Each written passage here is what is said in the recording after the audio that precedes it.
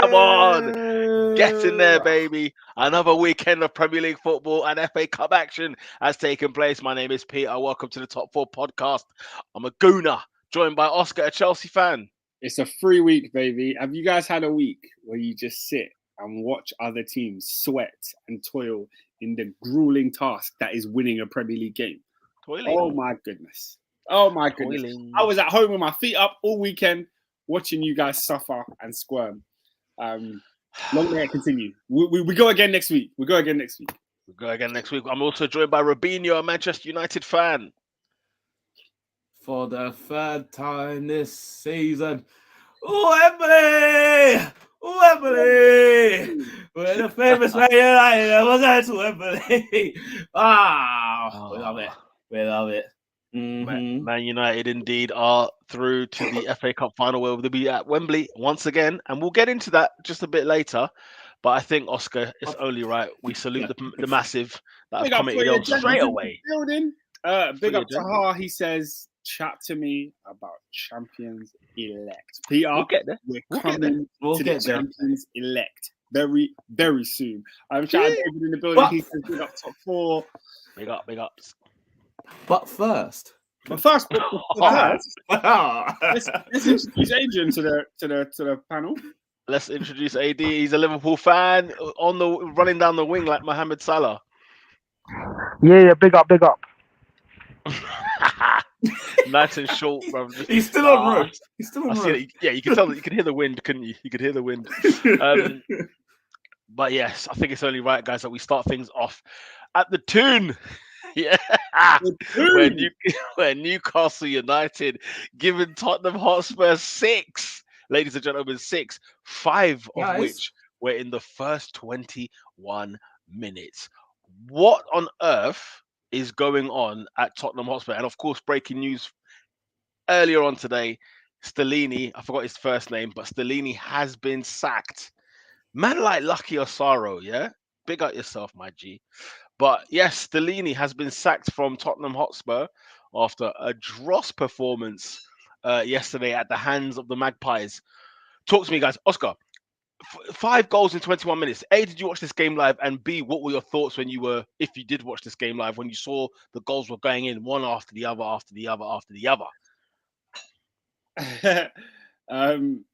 I guess I was getting ready to go out. Yeah, I was getting ready to go out. So I was getting dressed. Yeah, I put the game on my phone. Yeah, I turned around to put my trousers on. 1 goal's gone in. I've missed it. I turned around to put my t-shirt on. Another goal's gone on. I've missed it. I turn around to put my jumper on. Another goal's gone on. I've missed it. I'm in the mirror doing my hair. I turn around. I missed another goal. Guys, how can you get slapped up in such quick succession like this? I've never seen anything like it. But no, big man thing. I was joking earlier, but big man thing, I turned on the game and saw replays of the first goal. Yo. Huh? Man, them hadn't got to their seats yet. Oscar, have you walked those stairs of Newcastle United? St. James's Park? Yeah. Oh my God. Your heart rate doesn't relax. First of all, the hill to get up there is bloody long. And then inside the stadium, the steps to the top. To think people got to the top of the steps, yeah. And I know, you know what it's like. Some people get in just before kickoff. To think you walked in and saw your team concede, nah. No. Brother, I've had many a pints up there after that walk. Is this a new record? I have to ask. Is this a new Premier League record? What 5 and 20 must be a record? Oh, 1,000%. A football league record. I don't think. It wasn't the fastest goal, and the first 3 goals came across like 8 minutes. So I don't think that's a record. But 5 and 20. Yeah, you don't think 3 and 20. You don't think like 3 and 8 was like is 3 the and fastest. 10. It was like 3 and 10. You don't think that's the fastest? Is that what you're saying? I don't know. It might be. Tottenham get battered everywhere they go. Tottenham get battered. The thing is, I thought like my weekend, you know what, I couldn't really laugh at anybody this weekend. But I'm sorry, once it hit 3, I said, nah, bad this. I'm laughing. I'm laughing my head off, yeah. There is such disarray. I mean, the 5 goals, like, how do you explain 5 goals, Robin, in 20 minutes? Ah, damn, City have done 5 in 19. Flipping hell. Yeah, but 5 in 19. That's 5 in 19, which is crazy. But that's not 5 Which in is 19. crazy. That's not 5 Is in 19. that in a league? Or is Beginning. that like a FA Cup? Lucky, give us the statistics. What game is this? Also, is that beginning of the game? You're not telling me 90 minutes on the clock and it's You know what, Oscar? I can't lie, bro. I'm thinking. I'm going back to a time Chris Hughton at friggin' Norwich City, where City gave them 7, bro. Balotelli said the same thing. He says, look, we did 5 in 19. Yeah, but 5 in 19, what? I was trying to think. Was it against us? Was it 19 minutes on the clock? Like, was it Premier League? You know what I'm saying? Newcastle came out the gate 5. If it's match day 6 in a Champions League group stage where it doesn't matter, I'm not having that one. Watford. They're saying Watford. Watford corn, yeah. What first 19 minutes? Let me do my Googles. You carry on talking. I'll you Google that. Yeah, Robin, man, 5 goals in 21 minutes. Like, what was going through your brain? Obviously, I know you had Man United on the horizon, so you know what I'm saying. Yeah. You were thinking other things as well. But yeah, talk to me, man. Mandem. Straight away, Guys, keep it, yeah. David Silva, 1 minute. Sergio Aguero penalty, 7th minute. Riyad Mahrez, 12th minute. Bernardo Silva, 15th minute. Oh, wait. Oh, Otamendi, 18th minute. That's it, though. That's 5. 5 and 18. 5 and 18. No, Peter, they had to pass the pad in 8 minutes.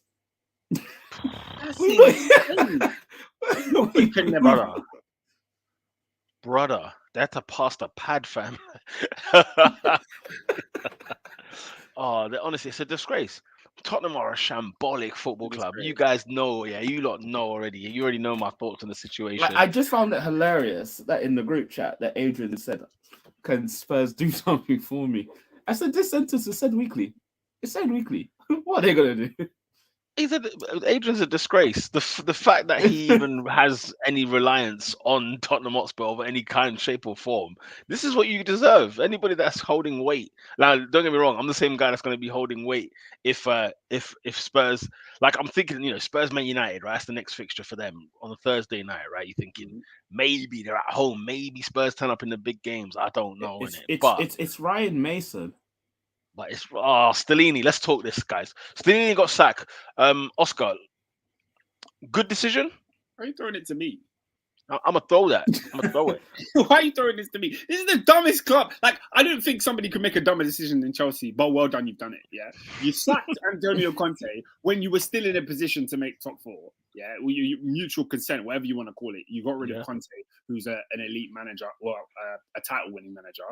And then you had no plan of who you were going to bring in. So you left it in the hands of Stellini and Ryan Mason. Stellini is a madman, yeah? I don't know how anyone thinks about this. Like, this guy's a psycho. He literally, like... Why is he a psycho? No, I'm sorry. The stuff he said about De Zerbi in a press conference was outrageous. It was outrageous. You can't say that. No. He doesn't know how to conduct himself in the... A man came out and said, yeah, everything De Zerbi's done, it was the guy before him, really. Who says that? Truly, that's a wild take, isn't it? Like, say, you could say, you know what, Brighton have done phenomenal, Graham Potter done the thing, and then De Zerbi's come in, you know what I'm saying, mix and blend. 2-2s now. Man just said out of the gate, this is Potter's doing. That's why De Zerbi had to light his clock. And he was lucky they won that game. He was lucky. He was lucky they won that game, yeah? Bro, shut up, Nathan. He says, how can your highlight be scrapping the manager? That's your highlight. Your highlight is... But you know what? But Pete, this might be a first, yeah? The highlight of Stellini's career, yeah? Actually, no, the second highlight, because the highlight was them 5 goals in 20 minutes. The second highlight is you scrapping De Zerbi. Have you ever seen 2 managers fighting before kickoff? De Zerbi hadn't even seen him all day. He just came straight to his technical area. Arguing pre-kickoff. It was about to kick off. Pun intended. And the thing is... insane. And do you know the biggest howler? His whole box then during the game got into an argument with De Zerbi and he got sent off. That's the biggest howler. But you got to say that rule. All them man were arguing. My man was chilling on the side and he got sent off. Victim. Absolute victim. Get out of him, man. Do you know what though? Yeah, I feel sorry for him, right? Purely because of this. No, purely because of this, right? He was obviously the assistant manager, first team coach, whatever you want to call it, at Spurs with Conte there. And then Levy's like, yo, like Conte's bounced, didn't it? Like, so I need you to take the reins. Like, he's taking on a job that I don't think he's ever managed in his life. So he's taking on the job anyway. And then afterwards, did you see it? Did you hear what he said? Like, think about it, right? And in fairness to Spurs, right, they gave him a nice little send off, like in terms of like like the the presser basically, where they were just saying, we want to thank Stellini for his time. He took over the club at a very tough time. We wish all the best. The press release. The press release was fantastic. The words from Daniel. The words from Daniel. Yes, but Oscar, have you seen it?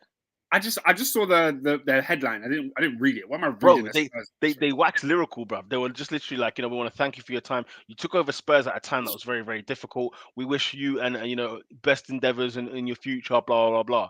But there was a scathing line. I think it said that I think the weekend's result was unacceptable. There was something along those lines. It was dark at the beginning, but they kind of brushed it off nicely. And I thought, I'm sure Conte never got that. I'm sure Jose never got that, and so on and so forth. But like he's been put in a situation where he's like, it's like Bruno at Chelsea. Man's like, fam, I ain't cut out to do this job. When Bruno was the Chelsea manager, or interim, whatever, for a game, it was like, what do I do here? Like, I don't know what I'm doing. And Stellini was the same. It was just like, listen, I'm gonna try. Like Ryan Mason was in his ear hole. I don't know if you lot saw during the game. He was in his ear, like just saying these players are nothing. They're nothing. They're not giving. They're not doing anything. They're not passing. He switched the formation. And then he apologized because he then said it in the press conference, like, first of all, I just want to say sorry to the supporters because, the performance wasn't great. And that's fair. Like, he actually held himself okay there. He took responsibility. He changed the formation, which I think Tottenham in a 4, I think is better than a 5. That's just me. I just think Tottenham are too negative in a 5. I get it. They're all full defenders, but you gotta look. Peter, when you've got Kane, Kulusevski, and Son, you play a 5, man. You play a 5 because that front 3. I know it's not firing at the moment, but it can get you out of trouble. It can get you out of trouble. So when you're in a tough ground, Newcastle, backs against the wall, you just play a 5, man. You just play a 5. But Newcastle side who just got packed 3 by Villa the week before, though. That's what I find odd. And then the lead up to this game was both teams not in form. You know them ones, like both teams like not really having the best of times.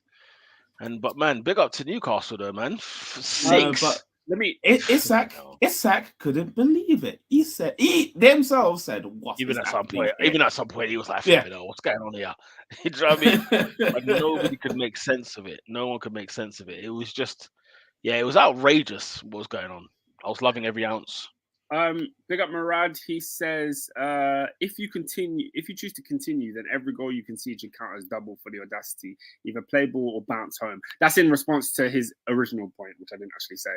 The PL need to introduce whitewash policies in games. Add it as a footnote in supporting fans' well-being and experience. 50% match refund for match complimentary or match ticket and a complimentary beer. That's not a bad thing, That's not a bad shout, Murad. That's really not bad. That's actually not a bad shout. Like if you watch your team get pumped, you deserve some kind of retribution. 100%. A wage needs to be passed on. You know them ones. A donation of some sort needs to be passed on. I'm sorry, the club should pay my train fee. If I went from London to Newcastle, Oscar, 3,000 of you. And remember what time that game kicked off? Sunday, 2 p.m. Newcastle. That's an early start. It's an early start. And you have to get back. You know those Tottenham fans were in work today. No, but Oscar, do you know what though? Yeah, 3,000 fans travelled up to St James's Park. How are you gonna pay for 3,000 tickets? Yeah, train tickets. At least refund the match ticket, not the train ticket. Do me a favour. No, the match ticket is what? The match ticket is like 30 quid. 30 quid. Yeah, but 30 times 3,000. You're looking at like 90k. It was 5-0 in 20 minutes. You should pay 90k. That's what Danny Rose pays on a night out. You should pay 90k. Oh, you brought him up. You brought him up. I didn't even think about it. Think about it. Daniel Rose. Why was he looking like Cheryl Cole in Fight for This Love? What was he doing? This man is not a serious guy. He's not been a serious guy since that documentary. Since the All or Nothing documentary, I've said, nah, I can't take him seriously. And he's even asked. You see him jokingly pre-match asking Eddie Howe, like, if you need a fifth choice left back, I'm available. Like, literally asking for a little job. Like, he's a madman. The guy's a madman. But by the way, Dyer and Rose didn't work. It didn't work for me. They were kind of scatty all over the place. It wasn't smooth. You know them. Dyer and Rose. I have a question, because Lloris came out after the battering and said, "Oh, I got injured. That's why I came off." That's what you call Pinocchio. I said, "What injury? Let me know. what injury is this?" Do you remember when Tottenham were getting banged 3-0 by Brighton when Pochettino was about to get a sack and Lloris hurt his elbow? Yeah. He injured his elbow. Listen, he'll be between the sticks against Man United Thursday, boy. Ready for the big one. You know the ones. He'll be there, right there again. And that was a bizarre substitution. I doubt he was injured. But it looks like heads rolled in that halftime dressing room. At least, it was 1-1 second half. I needed to know because we had the alarm as well that went off around their half time. I needed to know emergency alarm. What was going on? Oscar's watching. In case people are wondering what's going on, we are also watching some Serie A action. Okay, we're live in Bergamo. Atalanta against Roma. Currently 0-0 after 31 minutes. Oh, Serie A, you let me down. You let me down this weekend. We'll get to you later on. We'll get there later on. Miran says, I'm excited to know what happened there. Mirad says, how can a team's performance question your own employment availability? Yeah. I mean, forgive me. I will call in sick if we lose. You have to. Yeah, bro, okay. I'm coming back from Newcastle. I'm a sickie. That's a long journey, blood. By the way, okay, so look, they've sacked Stellini. Do we agree that's the right decision? Yeah, you're sacking an interim manager for another interim manager. What does it mean? What's the point? You're not bringing Ryan Mason. Like, what? It's nothing's happened there. There's no change that's happened. God, this football club's a mess. You'd think, like, at least this time you say, look, I'm gonna pull the trigger. Nagelsmann, whoever it is, whatever they want, boom, they're gonna get him in. Do you know what I'm saying? Man said I should be on the payroll. I can't lie. You see, the words that we got from Daniel. If I was a Spurs fan, I would hate Daniel with all my heart. The guy is a criminal, man. Did you hear him recently? Did you hear him? He said that he's not here to win. He was about to get here to get what? A profit. He doesn't know much about football. What? Wait, what? He said this. He said, when I joined the club, I wasn't really into football. You know what I'm saying? I came here to make a profit. Like, and then he said, Harry Kane, he could go elsewhere and win trophies, but wouldn't it mean more to win trophies at Spurs? And also, you got to also remember, being a legend at a football club is also important. I'm looking at this guy like, you're a criminal. Yeah, and he says, I want to put a statue outside of Harry Kane. But the thing is, what? Like Daniel Levy said, being a legend is important. Why doesn't he be a legend? Why can't he be the legend? Roman Abramovich is a legend at Chelsea. You know that. The fans still sing his name. That's a legend. Yeah. Why can't Daniel Levy be a legend? This guy's saying Harry Kane to be Harry Kane is a legend. Harry Kane broke the record. You need to break a record, please. It's happened again. Honestly, man, I love it. I freaking love every ounce of it. Guys, get your Tottenham. St. Tottenham's Day. It's happened again. Tottenham. First time in like 6 or 7 years. So that's why we're chanting. Do you know what I mean? Like, finally. But obviously not a great weekend for us, which we should be rolling on to next. Oscar, is there any more comments in the comment section? Yeah, man, a couple more. Nathan said, look, it's like, Craig, how can you get sacked on your day off? Come on, Craig. How you get sacked on your day off? By the way, random tidbit. I've got a colleague at my work called Craig, and everyone calls him Craig. He's Craig. We hired a girl. we hired a girl from Chicago. She calls him Craig. What's Craig? Craig. It's because he said that Craig, and I said Craig because in Friday the character's name is Craig. It's not Craig. Oh God! What's Craig? Those are two names that I get so mashed up. I can't lie. Craig and Craig. One more thing before we leave on Tottenham. Harry Kane. The news has been coming out that he might not be feeling it. Obviously, United's name has been thrown into the hat, blah, blah, blah. How old is this man? I think he's 30, turning 31. He's 29 right now. He's 30, I think, in the summer. Okay. So I think he's 30 in the summer. Has he got one more chance at a big club, or is his prime? Is he done? Is he gone? Should he leave? I think he's got one more chance. I think 29 years of age is probably your peakest peak.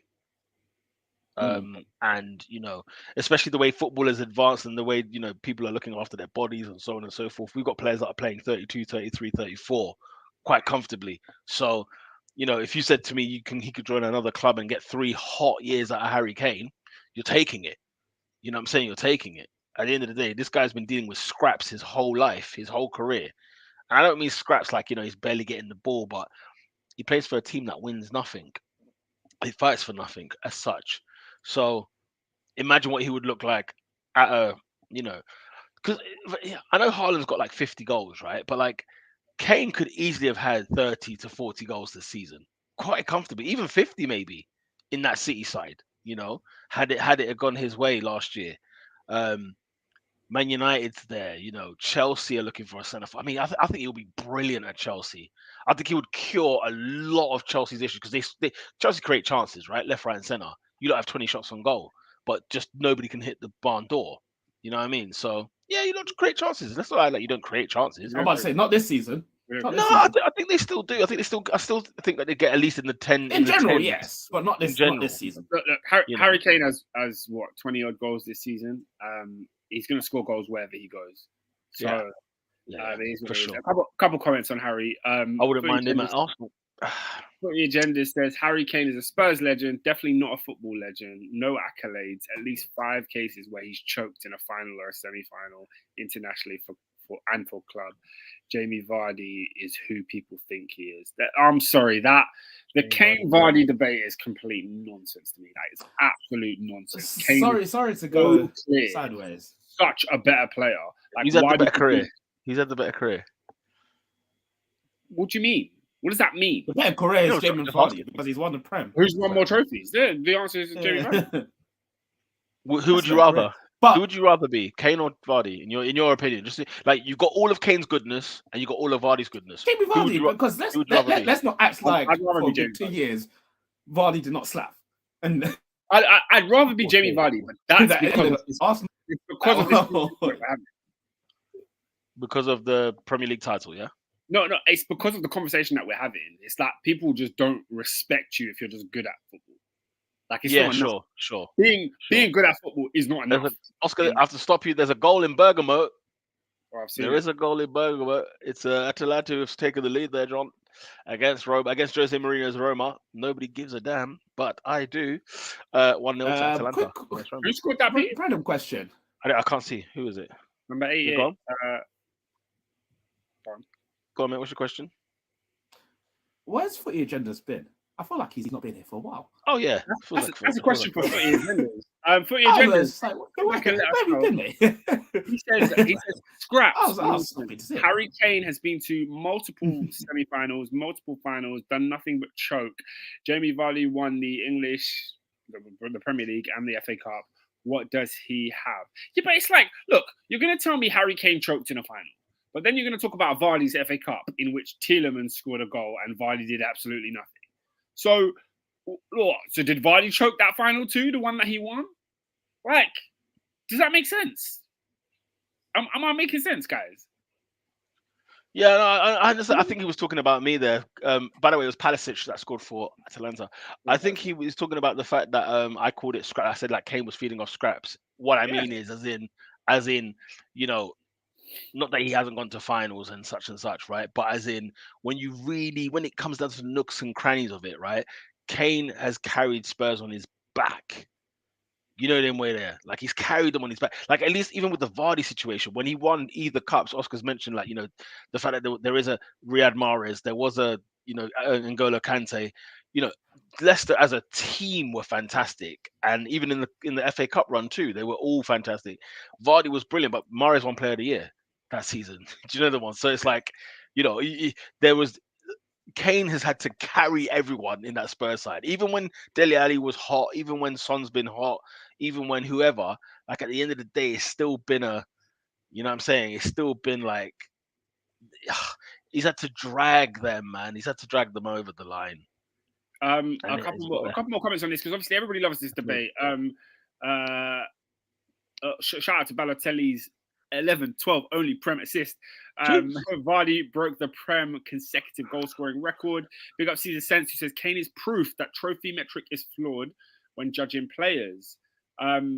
Nathan is saying, look, Vardy won the Golden Boot, so that's where it is. Did he win Golden Boot? I think so. I think he did. He did. Oh, okay. Assad says this thing of Kane not having accolades is nonsense. If he wins a Carabao Cup, does it elevate his status? I mean, that's how I would always look at it. Slightly. It slightly does. Let's not. It slightly does. Yeah. Does it though? I don't think it does. I don't think it. If Spurs won a Carabao Cup, it doesn't change how I view Harry Kane in any way. Yeah. It doesn't change anything to me. Their course has a Carabao. The main question is that we have to really ask: has Harry Kane hit his ceiling? No, definitely not. What he could do in his career. No. And he never will. But this is the thing. If he goes to either Manchester City or Bayern Munich or one of these clubs that always win, and then he just starts winning meaningless trophies, right? Is everyone's perception of him going to change? Not meaningless. He could not meaningless. Meaningless is the wrong word. I'm sorry, but like he could literally decline as a player and win the league at City. Sure.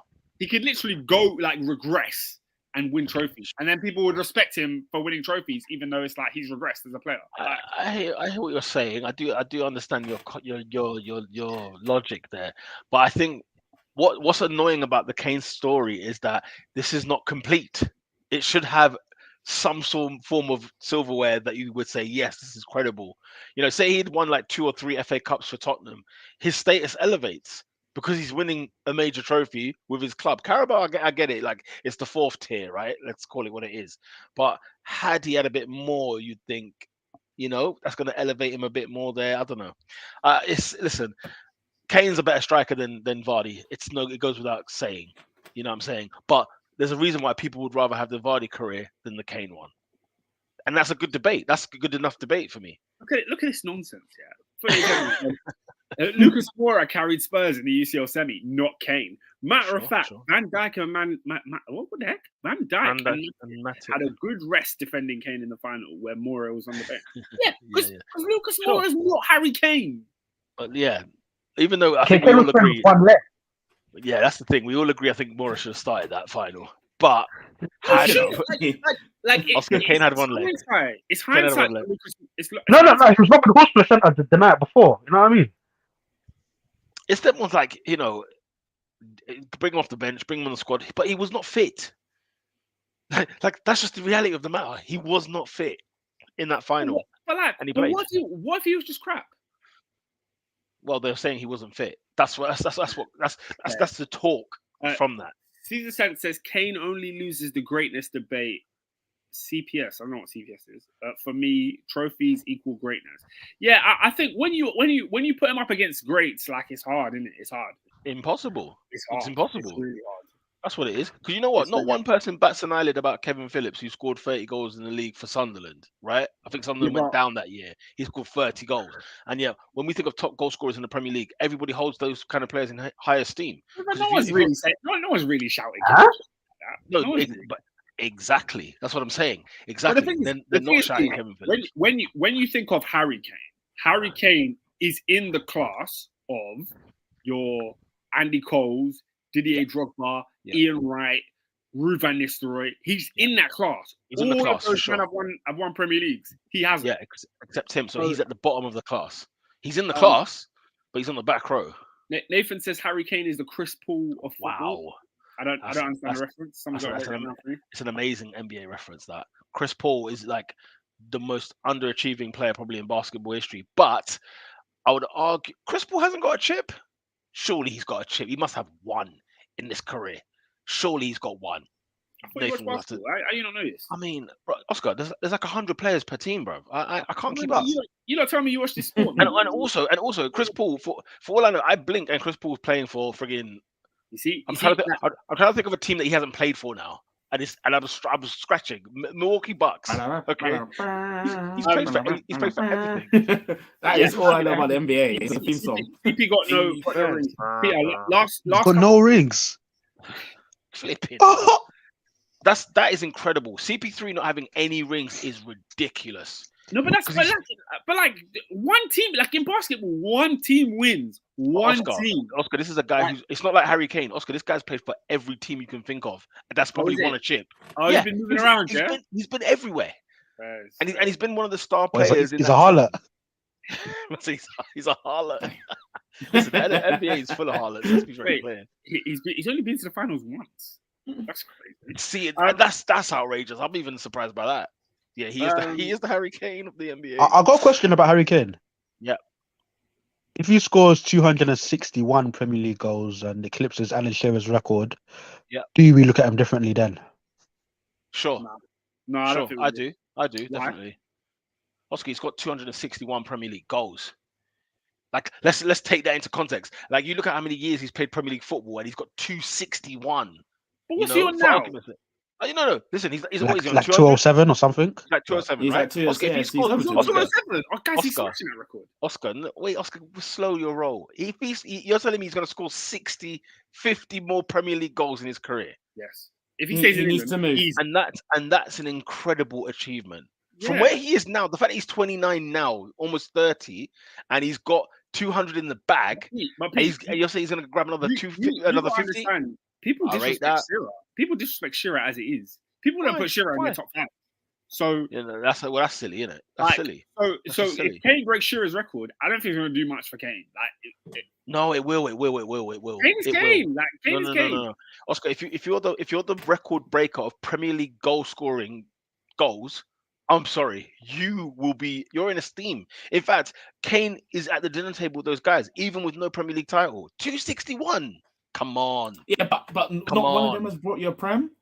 No, it doesn't matter. It doesn't matter. I think that's harsh, man. It's not even like, like on a Giggs thing where Mandem tried to give Giggs his flowers, where he scored like every season he scored for Man United. He scored at least one goal every season over 100 years, right? Like it's them Undertaker stats. Them Undertaker stats. There's Undertaker stats, right? Respect the streak. There's Undertaker stats. But Mandem, one match a year. Oscar, Kane they literally gave Giggs a Lifetime Achievement Award. For real. He won PFA Player of the Year at like 39. That's a disgrace. It is a disgrace. But Kane is scoring 25, 20 goals, 30 goals, 20 goals, 27. Like, he's scoring elite goal numbers per season. Oscar, he's elite.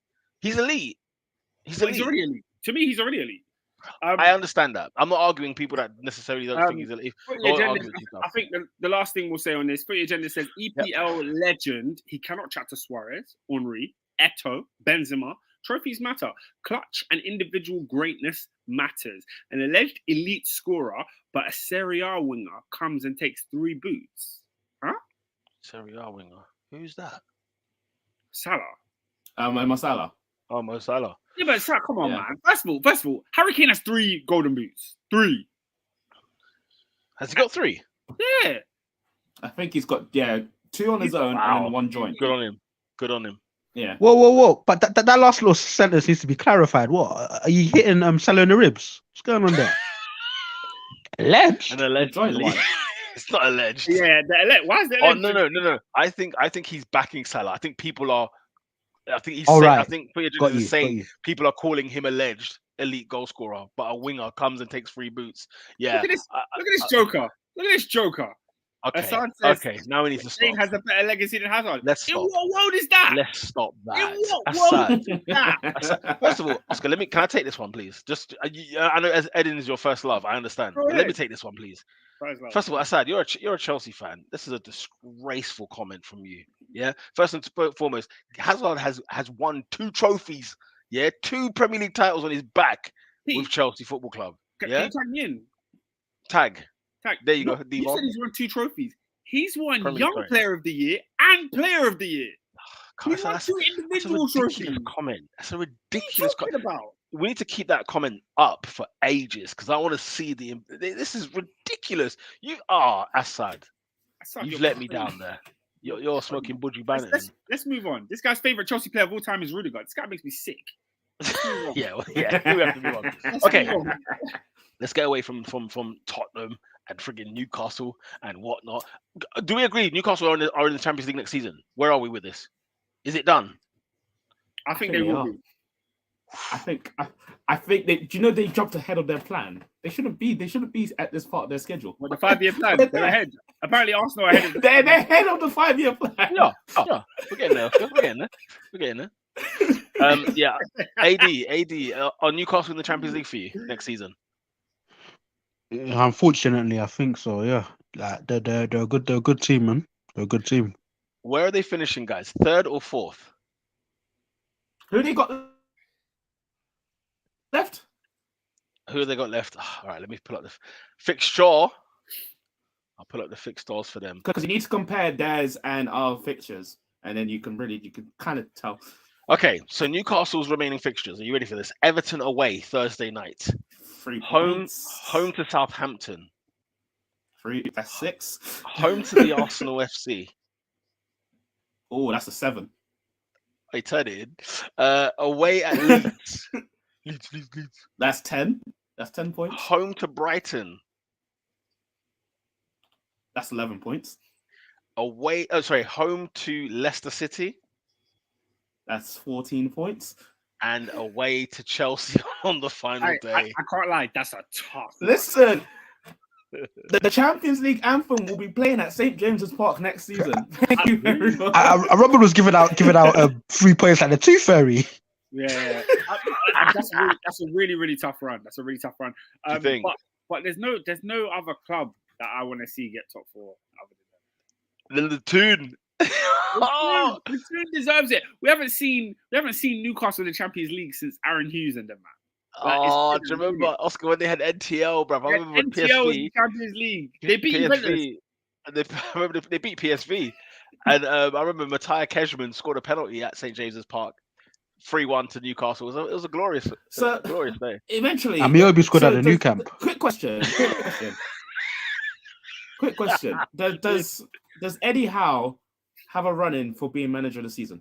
Of course. Yeah, of course. For sure. I think we should actually park this conversation because when we get to the end of the season, there's many candidates this year. Normally there's not. Normally there's not. There's a lot of candidates. Quite a few.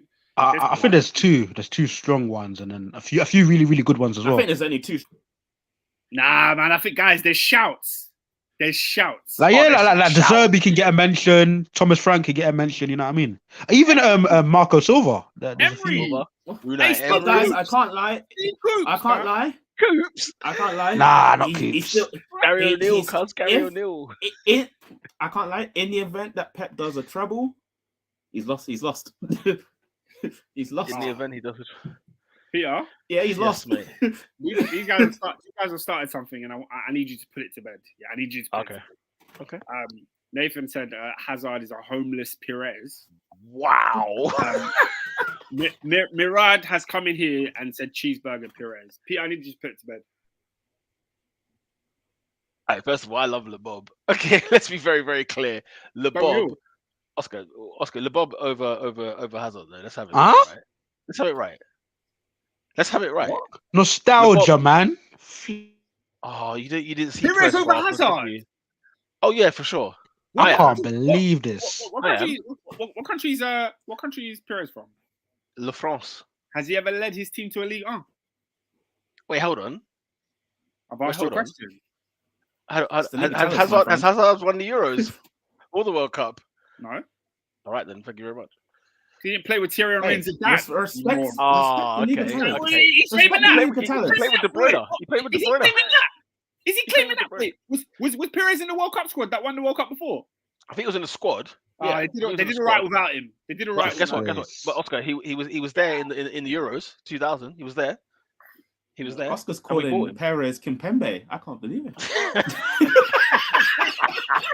I can't believe it. No, listen, the disrespect for Hazard. I think the last week. That's Perez in the World Cup. The disrespect to Hazard is outrageous. We can't have that. We can't have that slander. But listen, Oscar, Bob, for me, what he did in 2002 to 2004, that era of his, he was world class for Arsenal. So I'm sorry, you're gonna have to find somebody else to debate that. He was great against Danny Mills. He was fantastic. When it came down to it, come on, man. But yeah, okay, Oscar, let's move on. Yeah, let's. Speaking of Robert Perez, where are we going next? Speaking of Bobby Perez, Arsenal drawing 3-3 at home to bottom of the league, Southampton. Peter, I said last week. Hey, go marching in.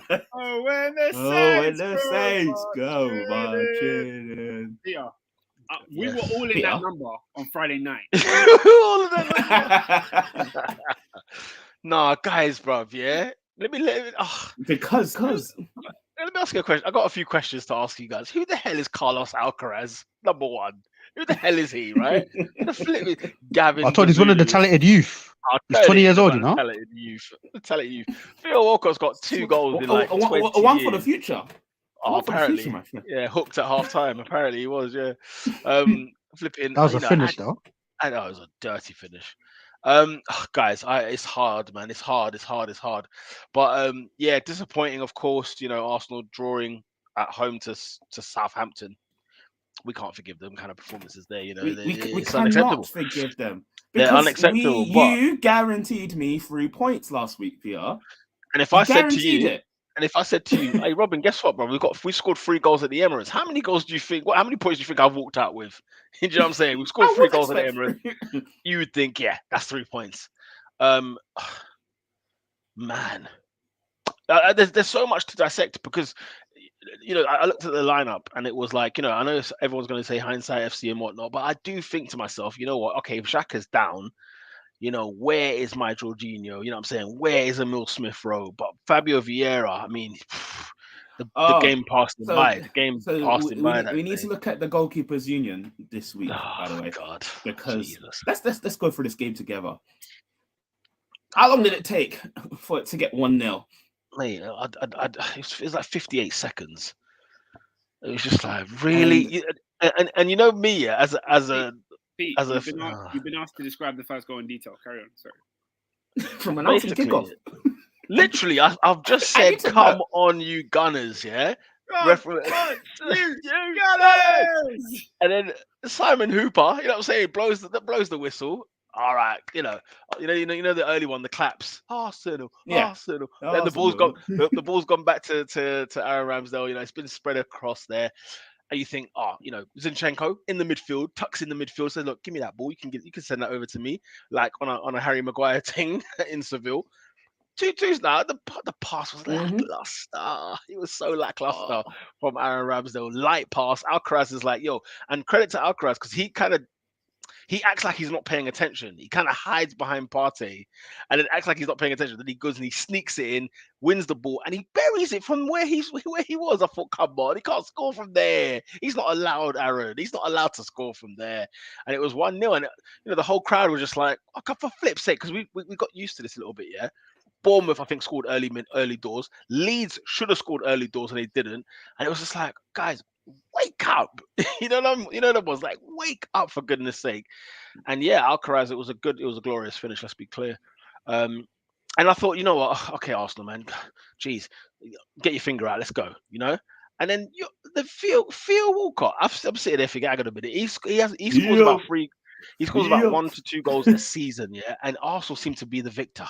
You know what I'm saying? Always seem to be the victim, rather, of a Theo Walcott goal. And even when he scored, I don't know if you lot saw, like, he didn't even celebrate because I think he's even like, oh crap, I might knock this guy out. Because previous years, by the way, Theo Walcott has scored goals at the Emirates and he celebrated. When he did it for Everton, he did it for Southampton. He was there like this, celebrating, right? So he doesn't celebrate on this occasion. I'm like, huh.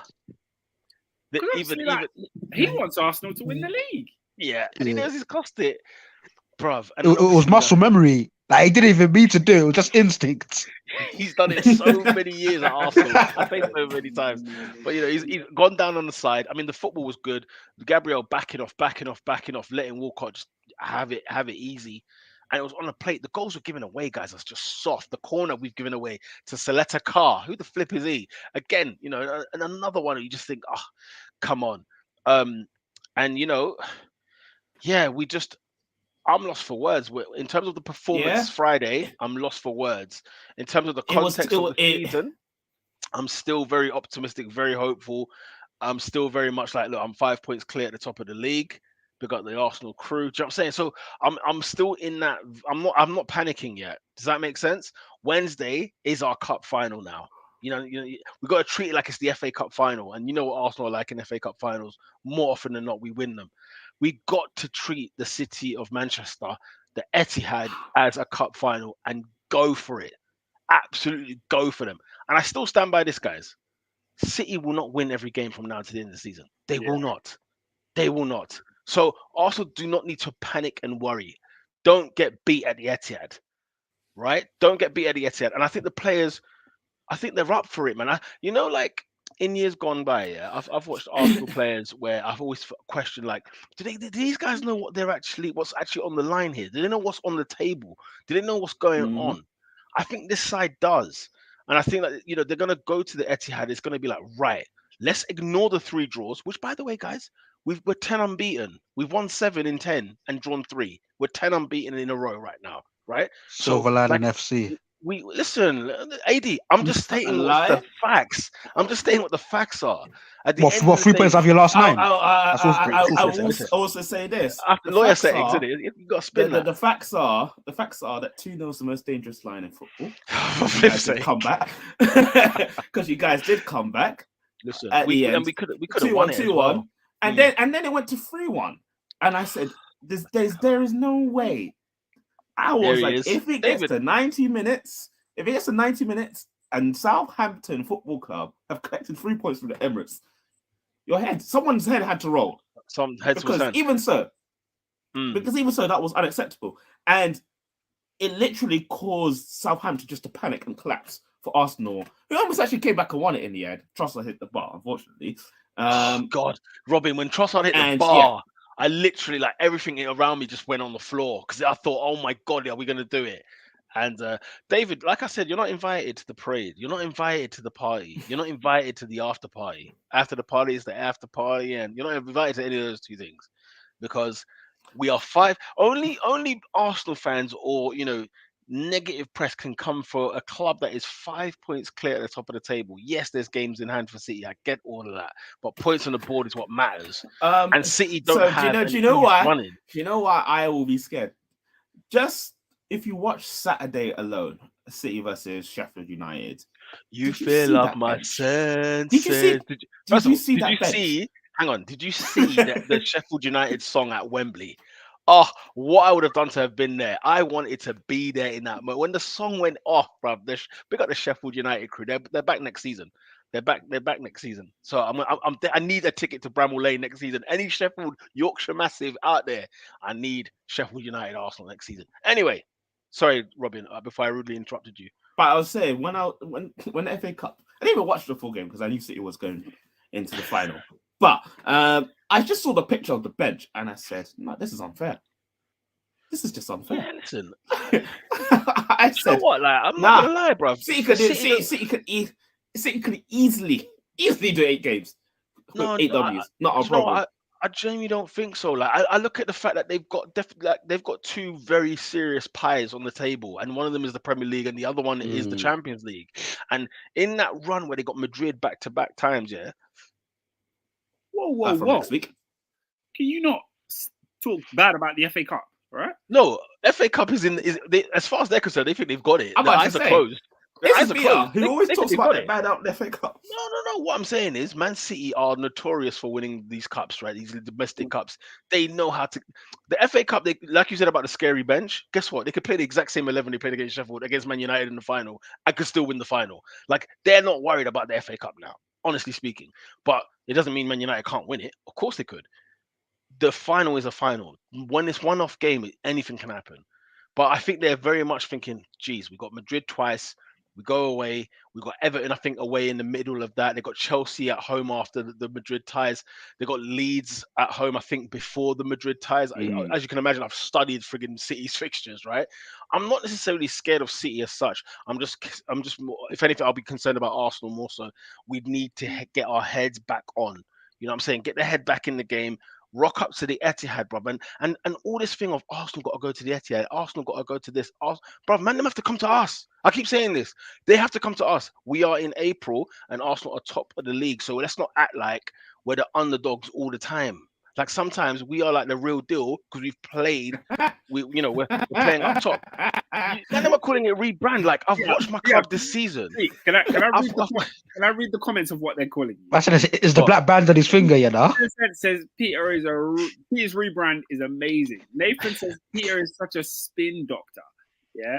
David said messing about with relegation fodder. We're getting pammed on Wednesday. I agree with that first point, you know. There's no silver lining for Friday night. I'm so sorry. He's had there isn't a silver lining. Delusion. We've been playing absolute garbage, is what David said. Listen, at the end of the day, guys, football isn't as simple as that. Because we drew with relegation fodder, home and away, by the way, this season, doesn't mean that we're going to get pammed on Wednesday. It doesn't. Football doesn't work like that. And too often, people like to put logic and football all together. It doesn't always work out that way. You know what I'm saying? At the end of the day, like, if look at this question again, brother. I swear, he's asked it every week for about 3 weeks now. I don't think Peter's doubting Pep. He's back in Arsenal. My gun fingers, bro. Are you mad? Come on, man. Like at the end of the day, listen. If Mikel goes to the Etihad and gets 3 points, yeah. It's not that I was doubting Pep. It's just that I think that the team can go there and beat City. I believe the team can go and beat City because my team has been fantastic all season. My team's been brilliant all season. So this idea of like, I'm spinning things, I'm delusional, this, that, rebrand, this, that. Guys, look at what I've watched and witnessed this season. None of you, man, can remember Arsenal ever being as good as this probably since like 2008. You know what I'm saying? Like we've not been this good where we've looked at. Look, the last 3 games, it's easy to. I'm not a reactive fan as such. Like I look at it as a whole, and I look at the whole scope of things. You saw me last season. Last season, I was very much doubting Thomas, and I wasn't really happy with how things were going, right? And at the end of the day, like we failed at the end, and yet we were so close. And yeah, this season looks like it's gonna mirror it, right? It looks that way. But man, I'm not. Last year we had those moments where we would lose 3 games on the bounce to fodder, and then go and beat Chelsea, and then go beat such and such, and beat whoever. And it's like, how is that happening? Why are we beating these teams and losing to these other teams? Listen, at the end of the day, okay, like people are talking like this title's over, and I can't understand why. We're 5 points clear. Yeah, here's why. Nathan said we are losing. Generous Dave said we are not beating City with holding a centre back. I think the thing here that most people or the Arsenal fans in the comments don't seem to believe is in Arsenal's ability to go to the Etihad and win. That's a shame. Do you know why? Because if Arsenal won at the Etihad, right, or if Arsenal got a draw, which is still a great result, right, if they actually did it, right, like I would look at these fans, right, and say, look, bruv, guys, we've seen Arsenal overcome some serious odds before. We've seen Arsenal face a test and overcome the test. Like at the end of the day, like it's not like, we're failing at every hurdle that's been thrown in front of us, bro. We've gone to Tottenham, who we hadn't beaten in like 10 years away from home. We beat them away from home. We've beaten Man United at home, which was still a test at the end of the day. We beat Chelsea away from home this season, which we never usually really do. I know. Played Liverpool off the park. Liverpool, we played off the park. We beat Liverpool at home and then should have got 3 points away, but nonetheless, football is football. Like, I'm looking at the situation. Guys, I'm top of the league in April. April. I'm going into May. You know what I'm saying? Like, I'm going to be top of the league in May. Pete, they want your deal. And they want me to start doubting. Doubting for what, bro? Okay, listen. Like, I want to get onto another topic and a reason why a lot of people are doubting Arsenal's ability to go and win. Nathan says, Holding versus Haaland, my word, he's going to get posterized. Jeez, what a word. Listen, man, like I said, it can, all the possibilities are possible. You know them way there. We could go there and hold 6. You have a believer. We could go there and hold 6. You know them ones. I'm a little bit confused here because obviously Arsenal's team is what it is, and I think we can all agree that Rob Holding is probably not of the level that you need for a team to go out in the league. Sure. But I remember earlier on in the season, I was hearing that a certain Gabriel Magalhaes, best centre back in the league. I'm surprised as to why Saliba dropping out is the reason for Arsenal's demise. Gabriel's still there, but you lot are conceding goals like nothing's happened. Yeah, I think defense is about partnerships, Oscar. You're cleverer than that. You're a fan of a football club that's had world-class centre-half partnerships, right? Now, John Terry is elite. Don't get it twisted. He was an elite footballer. But my God, the partnerships he made in his time at Chelsea, different caliber, different kinds of players. Terry was Terry all throughout those partnerships. Look, he had many partnerships. He didn't have Carvalho. He had Tal Ben Aim. When it wasn't Ben Aim, it was Turn Alex. it in, tell Ben Aim, turn it in, man. It was Khalid Boularus. That's when you drew 3-3 at Sunderland. That's when you drew 3-3 and lost. You played like 8 games his whole Chelsea career. No, look, I listen, you're better than that. I'm not better than this. I'm not. This is who I am. No. Listen, it's partnerships. Look, it's not partnerships when Gabriel was giving away penalties at Upton Park. It's not partnerships when Theo Walcott is running off the back of it. None of the goals that he's got part of a point, to be fair. I've seen the entirety of the Arsenal fandom on social media say the reason we are in this mess is because Saliba got injured for Rob Holding. Not like, guys, maybe one of the goals you've conceded in the last 3 games have been Holding's fault. Like, I lie. It's ridiculous. But I wouldn't even go necessarily to say that Gabriel is the reason for all the others. Like, I mean, the hospital pass. I'm not saying he's the reason. I'm saying he's the reason. But he ain't the guy you lot were making him out. Party gave him. Listen, Arsenal mentally is the issue. It's just mentally when they were 2-0 up against Liverpool, when they were 2-0 up against West Ham, and when they were the reason they were 3-1 down at home to Southampton, for crying out loud. At the end of the day, the team, you might argue the pressure was off. They had nothing to lose, so they went out and scored 2 goals. Fine, we can make all the debate that you want. The fact of the matter is, when we were down and our backs were against the wall and the title was running away from us, they went and scored 2 goals right at the end. At the end of the day, like you can argue the fight.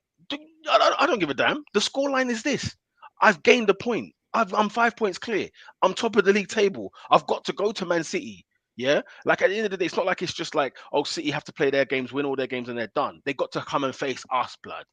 You know what I'm saying? Then they've got to go and better Arsenal's points tally between now and the end of the season. Guys, Man City are not winning 8 games in a row. Just no, blood. Like they can't win 8 games in a row. They're not going to. He said, shout out expressions. Okay.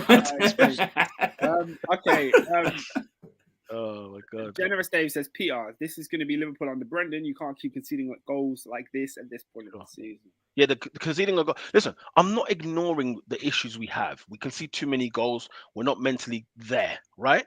We need to switch those 2 things on, which we can, because guys, but before this, Dave, listen, guys, we've had 3 draws in a row.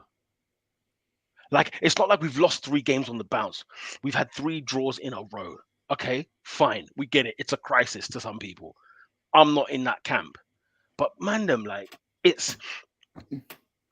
Imagine being 5 points clear at the top and people are having meltdowns like this. And I'm delusional because my team's top of the league. The points are there. They're on the board. No, but Peter... Cities are not there. You're ignoring. But Peter, do you feel... Are you to a degree ignoring warning signs? Like the beacon is flashing before your eyes. The sirens, like yesterday at 3 p.m, the siren is sounding off.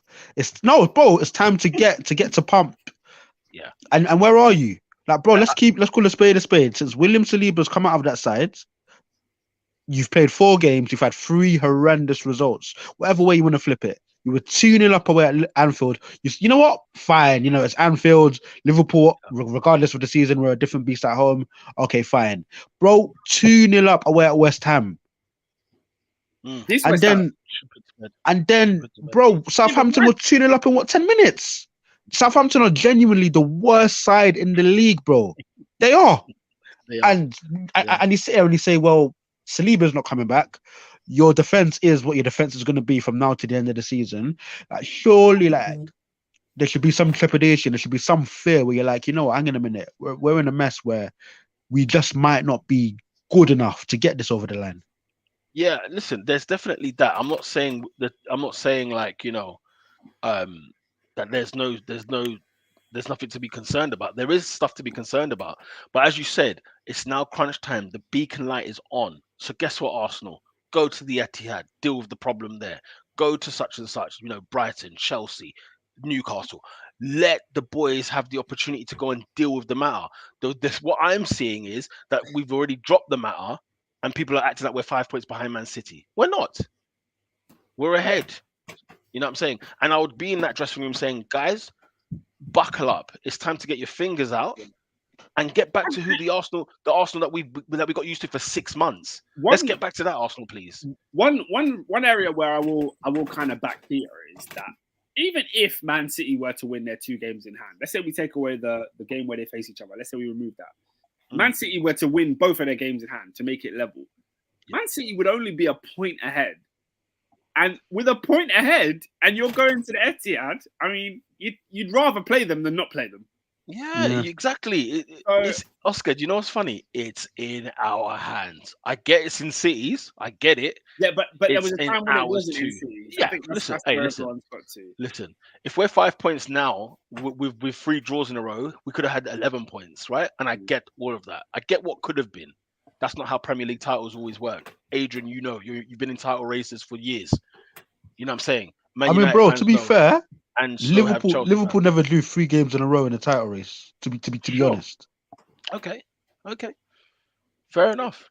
It never happened, but you were facing a much stronger City side than what we're facing, where you would get 97 points and not win the league. You'd get 92 points and not win the league. You know what I'm saying? I believe that if Arsenal get over the 90-point threshold, the title's there. It's done. It's not the same. So, yeah, that's another point to be fair, because obviously you're mentioning City aren't going to win all 8 games, which is a possibility. What's the guarantee that Arsenal win their games? If the body of work over the last 3 games is you've dropped 6 out of your last 9 points on the table. The thing is, we're still unbeaten in 10, and we can still extend that record, right? If we win the game and we're unbeaten in 11, it will look better. No, Peter, I'll tell you what, though. If the draws came elsewhere in the season, in the last 10, and it was like, we won 3 in a row, we drew. 1 3 in a row, we drew. Then it would be like, oh, this is a brilliant form, right? The form ain't great, but we're still unbeaten. And also the fact that Man City between, today's the 25th or 4th of April. Between now and the 28th of May, which is the last day of the season, City play every 3-4 days. No rest. Between now and the 3rd of June, they play every midweek, every weekend. Arsenal just play weekend. I think there's one midweek of Premier League. Weekend. No, but Peter, do you think you're slightly massaging your ego a little bit by saying, all right, fine, well done, you're 10 games unbeaten, fantastic. But let's just say in an alternate universe, you lose to Liverpool at Anfield, you drop 3 points there, but you beat Southampton, you beat West Ham, you're in a better position. So do you maybe think, again, you're sort of ignoring the warning signs? Bro, you were 2-0 down at home to Southampton, you dropped a 2-goal lead away at this piss poor West Ham side. You did. Listen, AD, like, you have to massage your ego in this moment. It's what is going to propel you to go next. You have to think positively. You can't go into the game defeated, because if you do, you've lost already. Mentally, if you mentally think this title is City's, then you're done. And yes, listen, all the mistakes have been made. Arsenal have had the rest, yes. But guess what? It's a new week. You know what I'm saying? We go again. We're not second, by the way. We're not second. And City haven't played the 2 games in hand. City don't have the points on the board. Because, okay, let me ask you guys a question. If City lost their 2 games in hand, what are you lot telling me? Just for argument's sake. City lose the 2 games in hand. What are you lot saying to me? You're 5 points clear. It's the same thing, isn't it? So I can't act like it's something has happened. Lemons, fear is false evidence appearing real. I can't already be staring at City winning the title when they're second. No, but Peter, I mean, you say fear is false evidence appearing near, but if a man's got a gun and he's standing in front of you, you're gonna be fearful. And Man City, they've got a cannon, and his name is Erling Braut Haaland. So I don't know, man. Great analogy, yeah. Great analogy. We've both got the strap. we're both pointing the strap at No, each other. But Pete, City's You fired blanks for the last three shootouts. You fired a blank. Russian roulette. Peter, Russian roulette.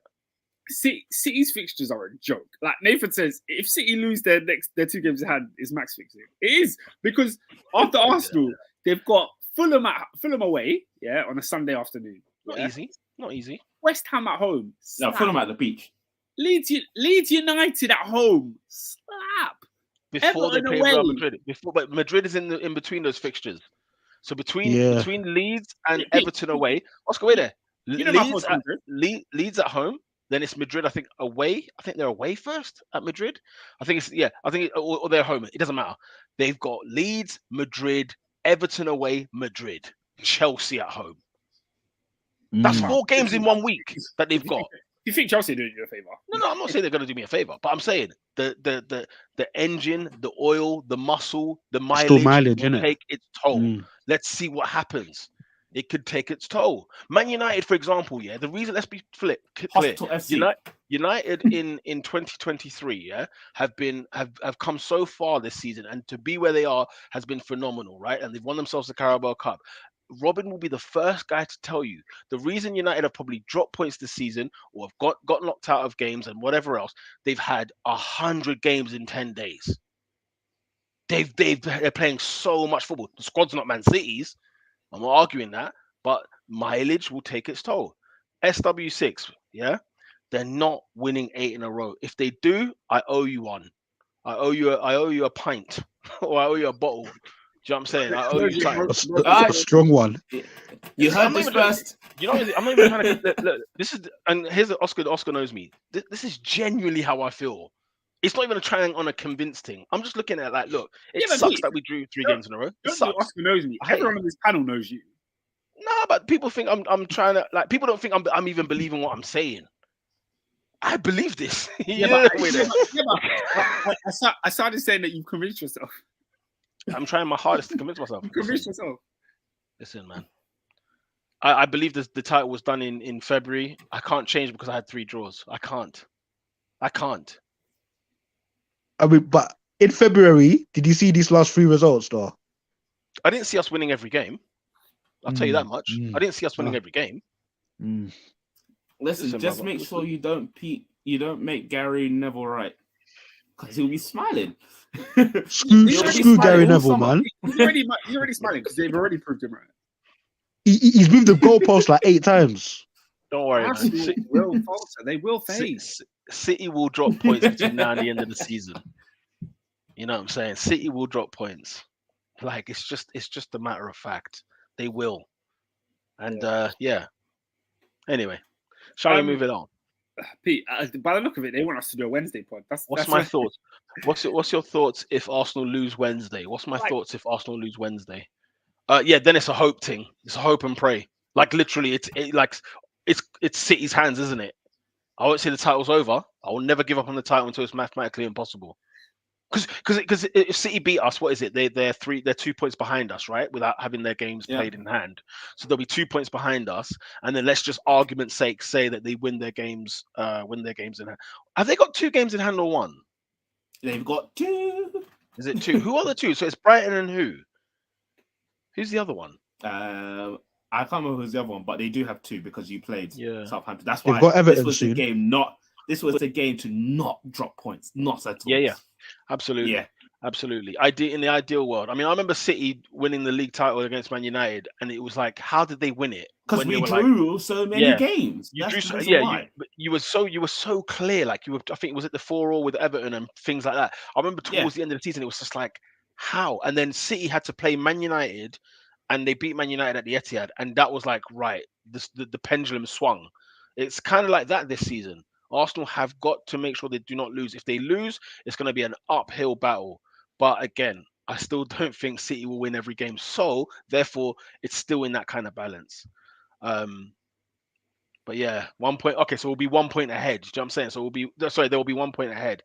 Yeah, I mean, listen, man. City are going to drop points, guys. Like, it's going to happen. They've got 8. We've got 6 games. Do you know what I'm saying? You know, City's banana skin is Everton and Arsenal's is Newcastle. Yeah, Newcastle will be frigging tough. No doubt about it.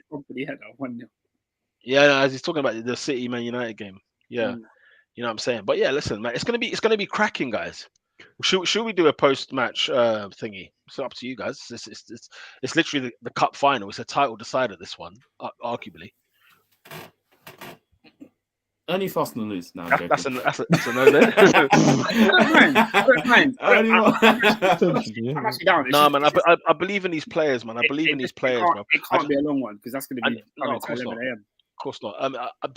I believe in these players, man. It's just at the end of the day, like we need everything needs to be perfect now. Do you know what I mean? Like Mikel, get the selection right. You know what I'm saying? Like I don't know what he's gonna do Wednesday night in terms of like defense, whatever. But do not start Fabio Vieira. No disrespect to Vieira, he's just undercooked at the minute. He's raw and he's not ready. He needs to bench press, He's not ready. squats, deadlift, and then let's get some muscle in the kid. He's You know not what I'm ready. saying? Smith Rowe, I don't know what's happened with Smith Rowe. Why he's not getting a kick, I don't know. Hasn't started a football match this season, bizarrely. And then, Jorginho, we brought him in for moments like this. We need Trossard to get his games in. We need this sort of stuff to happen. But listen, guys, we roll on, man. You watch Arsenal at City. You don't know it's not going to be a pammage. Man, Out of curiosity, how would you line up? Okay, so I'll go obviously Ramsdale in goal. Back four, I'll go Tierney at left back. I'll have Gabriel and I'll go Holding and Ben White. In the midfield, three midfield in terms of like I'd have Jorginho, I'll have Partey. I think Xhaka's not fit. I don't think he's going. So Jorginho, Partey, and Martin Odegaard. And my front three will be surprisingly, it will be Jesus, Martinelli, and Trossard. I'll bring Saka off the bench, Smith Rowe off the bench. For last minute there. That's what I think. Saka on the bench is crazy. Yeah, I know. I just haven't been. I haven't been. I want to say that is. I don't know if you lot have been watching Saka in the last 4 or 5 games. He hasn't been necessarily great. Yeah, but that's because Holding's apparently. They told me Saka's Holding is the reason why Saka can't. Oscar, the Holding. Saka's tired. It's what I've been told. Absurd. I've been told. I mean, he has played 100 million games, but I think personally, I just think Saka is a great threat to bring off the bench. You know what I'm saying? Whoever the left back is, whether it's Aki or whoever it is, once he's had a session, an hour session with Trossard, let's get Saka on and kill. So or even bring. Aki gives him a battle, though. Can't. Oh yeah, no. Listen, Aki's holding his. People are thrown by your Jorginho shout. Like, what do you mean? Jorginho disaster. Okay, guys. Let's think about it. If Xhaka's not fit, who you play? You playing Fabio Vieira? No, you're not. You're playing Jorginho, Partey, and listen, I get it. Partey's had some poor games. He has. So too has Zinchenko. He's had some poor games. But listen, we can't drop Partey. I'd rather play Zinchenko in midfield than Jorginho. Oh, turn it. I mean, okay. Yeah, you thought about it. No, I'm saying okay. I'm not. But hey ho. I'd bring off Zinchenko off the bench for sure. Fresh legs, get him in. He'll be in there. He'll be lively. He'll be up for it. But Peter, he started to wind me up, In what sense? Why? Like win some flipping deals. Like he's doing this performative leader, rallying, waving up his hands. Brother, you're 2-0 brother. Do one for one defender for flip's sake. You know what? You're 2-0 down. Get in there. You know what? Yeah. At Man City, you didn't even speak. Guys, you know what? What you lot have just portrayed to me right now. I get it now. I now get it. Because even after that huddle, guess what happened, Oscar, guys? We scored straight after. So you can slander all the huddling you want and whatnot. Like, if that's annoying you, I understand now where you lot are. I get it. Like, we have hope. This team has belief. We huddle together. We talk about the team, and we go out and we score. I tell you what will give me belief. Not going 2 goals down behind Southampton. I'll give me the ultimate belief. Because if this was any other team, you'll be on it. You'll be on them. You say, why are you huddling? 2-0 down. Peter, Robin, I can't think. Our faith is in Pep Guardiola, not in you. Listen, Robinho, listen, I can make jokes about the team talk. If you score straight afterwards, who's the hater? I'm the hater.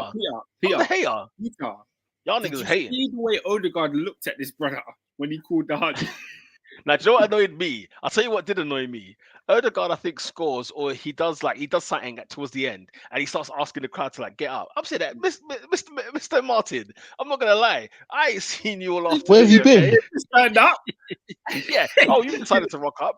Is that to join us 5 minutes before the end? Thank you. You clocked in 8:45 p.m. He's asked the North Bank, who's been there since 1980. Telling them to get up, get out of I there. said, yeah. Bro, Yeah, and it didn't feel, the yeah needs to be. It needs to be. I need conviction. Them man just like throw their arms in the air. I'm like, no, I need passione. You know what I'm saying? I need the veins coming out of the neck. You You need know to what I mean? feel it. Gladiator I thing. need it. I need it. You know what I'm saying? You know, like Drew McIntyre, when you see the veins bulging. Yes, when you see the veins, Pause. But boy. yeah. But you're right. Turn up from opening whistle, 100%. Listen, there's flaws in this side for sure. But we go again. Let's right the wrongs, Arsenal. You've been righting wrongs all season, and I believe in this team, bruv. Wednesday, we go to the Etihad Cup final. Yeah? You get me? You're not allowed to celebrate with me, though. No one is allowed to celebrate with me, bruv. Except my man. What's my man? Who started off the Champions electing. What's my man's name? You forgot your own fan. You forgot your own Mirror. fan. Yeah, Mirror.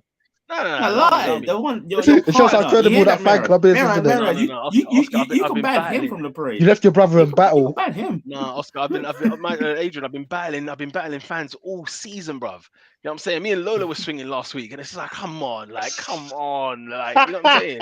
We're top of the frigging league by 5 frigging points. Do me a favor. It's a good question. Then you're correct.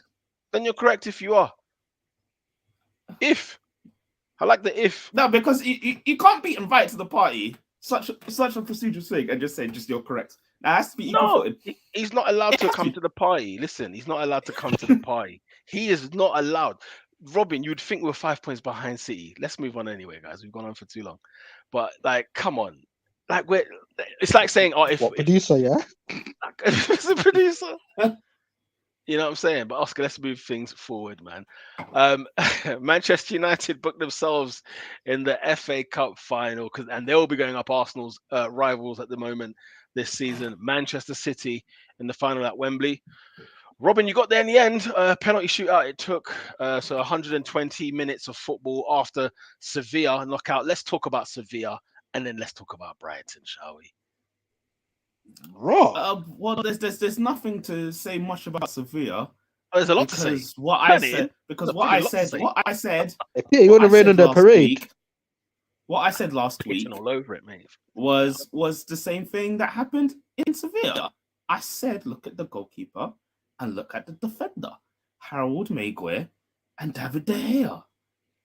Look at the goals conceded. Look at the goals conceded.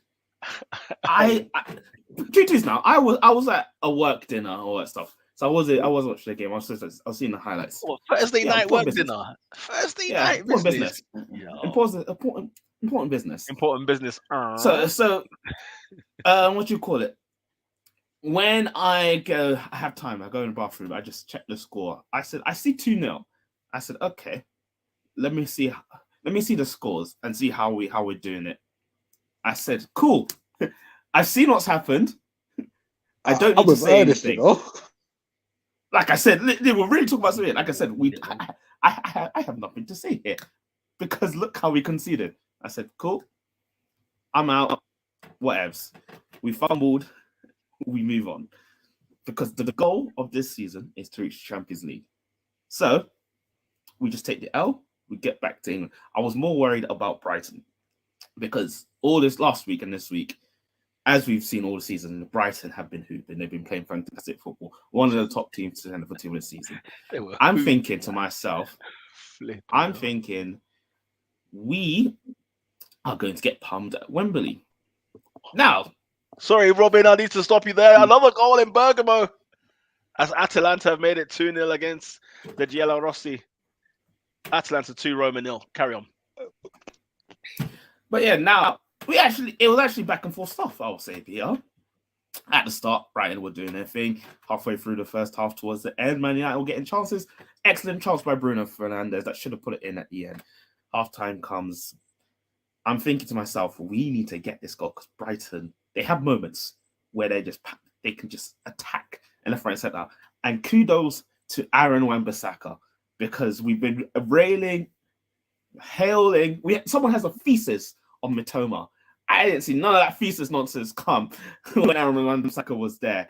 Absolutely kept the guy quiet.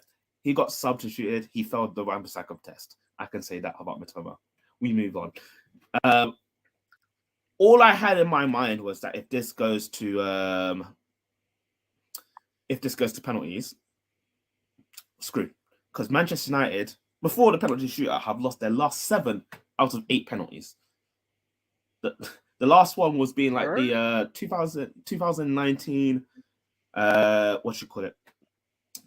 FA Cup. I can't remember, it was against Blackburn or something like that. That's how long it is. Since then, we have lost every single penalty shootout. To lose 7, you think I had any faith in this? My agenda on David De Gea is still the same. He needs to be sold. He doesn't sign. Oscar, you seen the scene? Sorry, you seen the scenes in Bergamo, mate? Flares thrown onto the pitch. The Romanista have had enough, bro. They've had enough.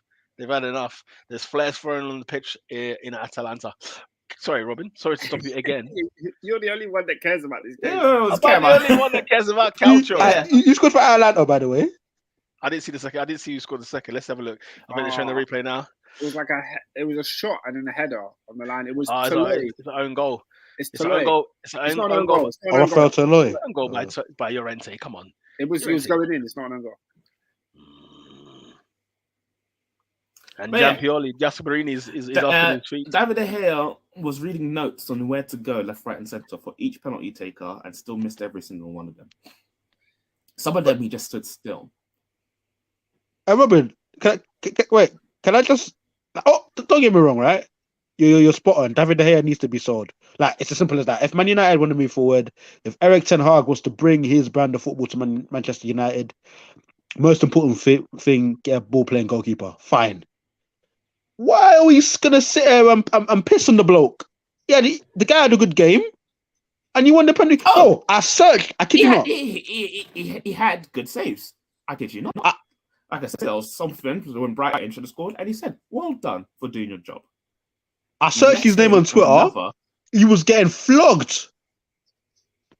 Because did you see the penalties that he let in? By the way, what was the point? What was the point of the milk bottle? Like the water bottle had all the penalty takers where they go, and he still didn't save anything. And he missed them all. David De Gea has not saved a single penalty in his career. What? Not even in a shootout. Was he not? None. He's not saved any Oscar. Do you remember Sevilla Man United?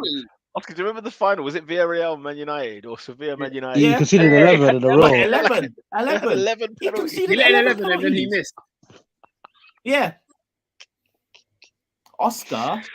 Hey, now can we talk about? Listen, let me ask you a question. Man a question. Man United fans, yeah, we're talking. I think it's harsh, personally. We're making noise about relegation fodder earlier. Sevilla were fighting relegation against in La Liga this past weekend, where they kind of safe. Yeah, relegation fod business in La Liga, not even in the Premier League, right? In Spain, how do you go when you were 2-0 up at home? Yeah, you drew 2-2. And then you go up to the Sanchez Pizjuan, and they go. Are you asking this question again? When I've already answered it. I've already answered it. They spin the Beyblade. I've already answered this question at the start. 2 goals without reply. Without reply. Peter, I already answered this question. Relegation fodder at the start of the prod. Stop bringing up the same answers. You don't get more points for asking for David De Gea and Howard Maguire. Stop it. I'm not asking. It doesn't work. You're asking for those two. I just think. Listen, I'm not showing you my working. I'm not showing you my working. That is the answer. I just think personally. I think personally, Mr. Ten Hag is just avoiding criticism here, and I don't understand how that's happening. So a lot of people ask that why doesn't Ten Hag rotate his ex? Have you seen our bench? Have you seen who we've had to put it in? Why to this day are we trusting a left back in a centre back position? We need to ask themselves that. If it's that bad, you act like it's not by choice. Do you know them way like United bought these players? It isn't by choice. They bought these players. Your bench is because of the choices Man United have made. We could talk about the choices. We will be here all night. We ain't got time for that. About that. But listen, our bench is spooky. We have about 12 players in hospital that can make an exile on its own. Well, 12. And we are crawling towards the finish line. Oh, it's over 12 at the moment. United have 12 injuries. Who are United these hospital? Who are these players? Who are they? Who are these players? I like because if I hear McTominay and Alanga, you know what I mean. So, what sort of hospital is it? Is it private or is it King's College? Is it Maudsley? Just before last week, it was Rashford, Varane, Sabitzer.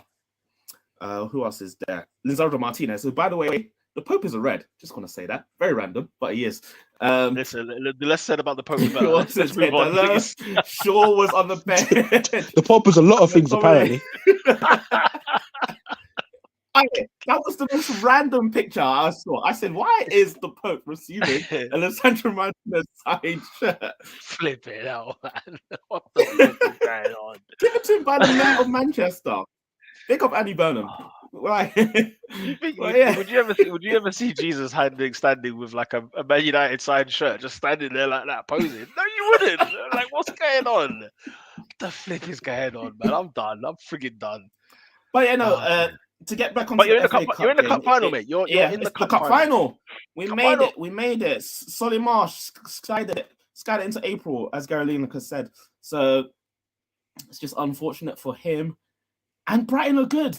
If they keep their players, they'll be good. And that's the only thing I doubt. It is a quality team. And we're going to... His dad has already come out and said that he won't be playing at Brighton next season. Who's a former Argentine. Remember, he played with Maradona, McAllister's dad. Rubinho. Why did Manchester United tweet that we march on to the semi-final, knowing that Solly march? Because the admin is he's having a fun time. He's having a fun time all week. Where's the class? After what you call it? After you Arsenal man, them don't look after your fans and look after your mascots and just ignore them. Here we go. You don't look after your fans. Here we go. Who you are. Here we go. So the admin has just been like, before you jump, before you just jump, Go check what the dad said. We had a great time. Okay, me and my daughter had the best day ever. The players were brilliant. They were fantastic. Okay.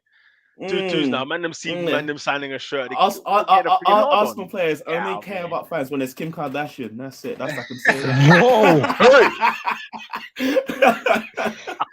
So that's a good one. That's a good one. Pete, can I ask a question? How much did Arsenal pay the dad to tweet that? Oscar, have you seen? Okay, now the PR man was straight on the blower.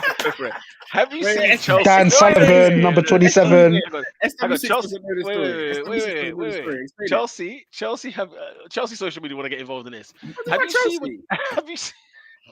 you seen when you man promo tweet about like get your hospitality packages at Chelsea Stamford Bridge? Yeah. And obviously you put Koulibaly out there. Why? I mean, you're just setting them up to fail. And have you seen the comments in that section? All right then. Oh, okay. What is it? Is it a full MF? Chelsea did not play this weekend. I don't know why you're talking about Chelsea. Yeah. Listen, you we need to talk about Chelsea very momentarily. No, we don't. Here we do. There's been some news at Chelsea. They've got it back. Lorenzo Pellegrini makes it 2-1. There's been some news at Chelsea. Wait, are you just celebrating for both teams now? Wait there. Oh, it's there for Atalanta. They've got to pull it back to 3-1.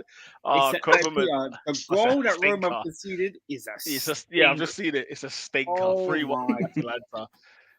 Is it Kopermans that scored? I can't remember his name. Put themselves back in it.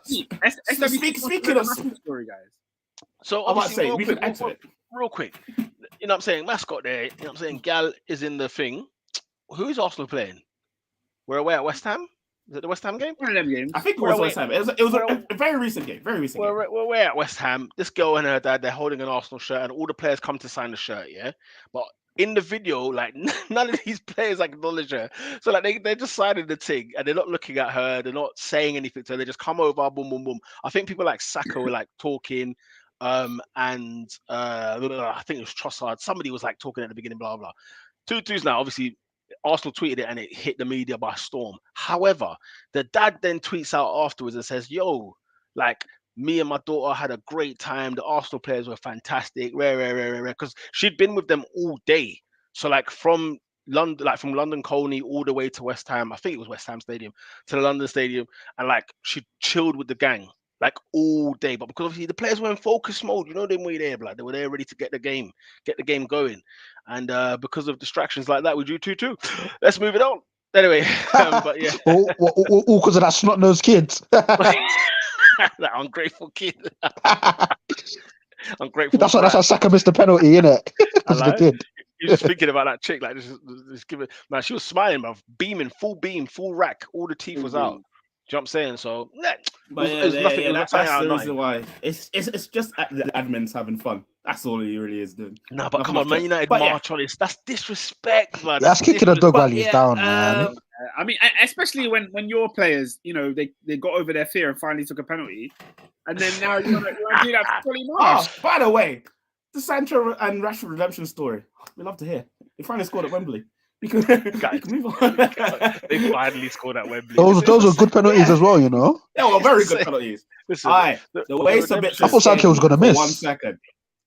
Sabitzer scared me at one point. I said, "Oh." When what's my man? Sancho's got a hand to the ball, innit? Yeah. You thought maybe. But sorry to talk about mascots, but I just saw a video today to go sideways. Sorry, go on. So this whole mascot stories have been like a thing this week. Someone in the Sun, it just popped up on my timeline, made a video of you read all the Sun? The scum. No, it's just a video. It's a video. There's a reason why it's banned in Liverpool. Let's pull that back. It was a video. It was a video on Twitter. That's what block. It said. that's your first move. And it wasn't from the Sun. Justice for the 97. It was. I think it was what you call it, like Centre Goals. One of them won, and they just put a video up, and it said all of the mascots prices per team. So majority of the top 6, yeah, all free. Like, yeah, it comes by the United Foundation, Arsenal, all of them. Junior Gunner, yeah. Lovely. Yeah, just free stuff. You just turn up. Some of these teams are charging 60 to 80 quid to 150 quid. The lower teams to be a mascot. Name them. I can't remember off the top, but I am gonna name one team. You think I'm paying to stand walk next to Lewis Dunk? No. Adrian, listen to this. Of freaking Chris Metham of Bournemouth. Listen, do me a favor, man. Listen, one team is charging 600 to 700 quid. Holy to be a mascot. Reveal that. Take a guess which team it is. I've got two guesses in mind. Everton. It's not Everton, but they're quite high up. I'm going. Everton are charging. Quite high up. Thieving scum. I knew it. Everton are charging, but they're quite high up. It's not that. Bummy team. Have you been to the stadium? They can't charge a mascot to come. What? To stand next to Seamus Coleman? Mason Holgate. Allow it. Do me a favor. Allow it, blood. Listen, West Ham. Surely West Ham's up there because their man, yeah. Those are the trotters. Those are the freaking trotter boys. I swear down. That man there. West Ham are also high, but it's not them. They're very high. It's got to be the Chelsea. It's not them. It's got to be the. It's not Chelsea. Chelsea are free. Oh, okay. Yeah, Chelsea. Damn it. It is them. It's not Tottenham Hotspur, but they do charge. It is Nottingham Forest. Nah. Nottingham Forest. First of all, their kit has no sponsor. They're not even a Premier League team. Who's the captain? The captain. That's a great question. Stephen Cook. Is it Steve Cook, formerly of Bournemouth? Are you walking out with Taylor Navas? The kids don't even know who the people are. That's why. The 6-year-old kid There's a Don't know debut half those players. There's a debut every week at Forest. Someone's always been Loddy. Oh, get out of here, man. Man said Loads of them speak English. Talking to the kid in Portuguese. Jack Colback's not still kicking ball, is he? Is he kicking ball? He used to wipe Henderson's boots. What the hell? Formerly of Sunderland and Newcastle fame. No chance. Man said Nottingham Forest, you know. Nottingham Forest. At least Gibbs White has some clout. I feel like the young kids know who Gibbs White is. Oscar, allow me, man. He's kind of marketable. It's kind of saucy, though, isn't it? Gibbs White, man. He's marketable. Do you know what Gibbs White is?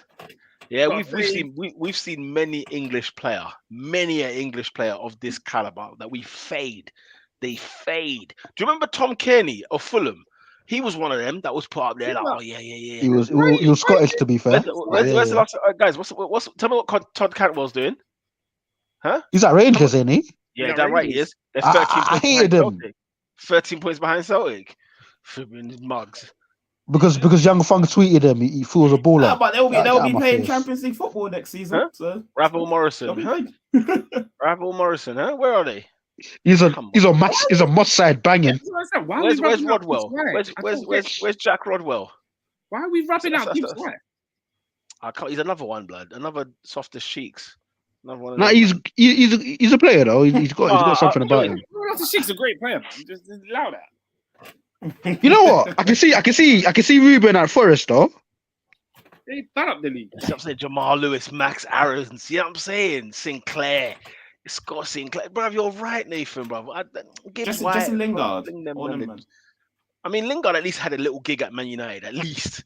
You know them way there, at least. Blow. I wonder what that was. Yeah. All right, let's move it along, guys. Come on. Yeah, where is Jack Rodwell, bro? He was taking 70k at Sunderland in League One. He's a criminal. Watch Sunderland side by. Yeah. Find him on Netflix. Oscar, Sunderland till I die. This guy was in League One earning 65 to 70k a week. He put Sunderland in the mire. Big up Sunderland, by the way, who won. Look at what we're doing. He'd throw your nan down the stairs. That's it. If he's capable of doing that kind of treachery, he's got not a decent ball in his body. The club was falling to pieces. The club was falling to pieces. He was still collecting his 70 grand a week. Disgrace. Just leave. Just cancel the contract and leave. He said, no, I want my 70k every week. League One football, man, them. Are you dumb?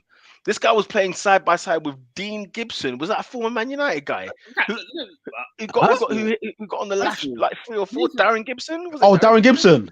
Oh, he crashed his car. He was the Irish Charlie Adam. He was awful, man. He crashed his car 4 times for drink driving. In one of them, they show it in the Netflix documentary. It happens during the Netflix documentary.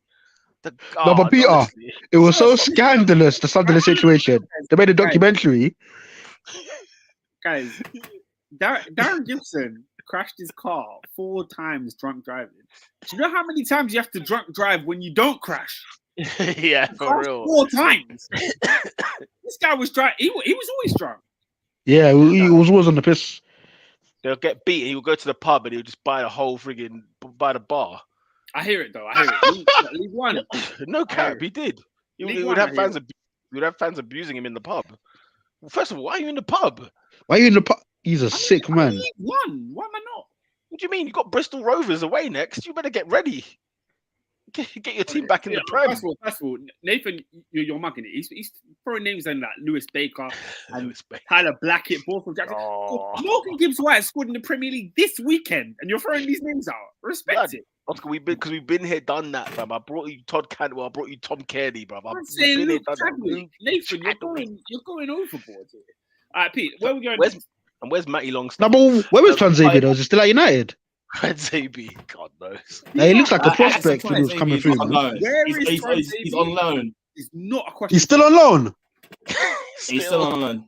He's not serious. It must be like 24. Guys, he's at Villa.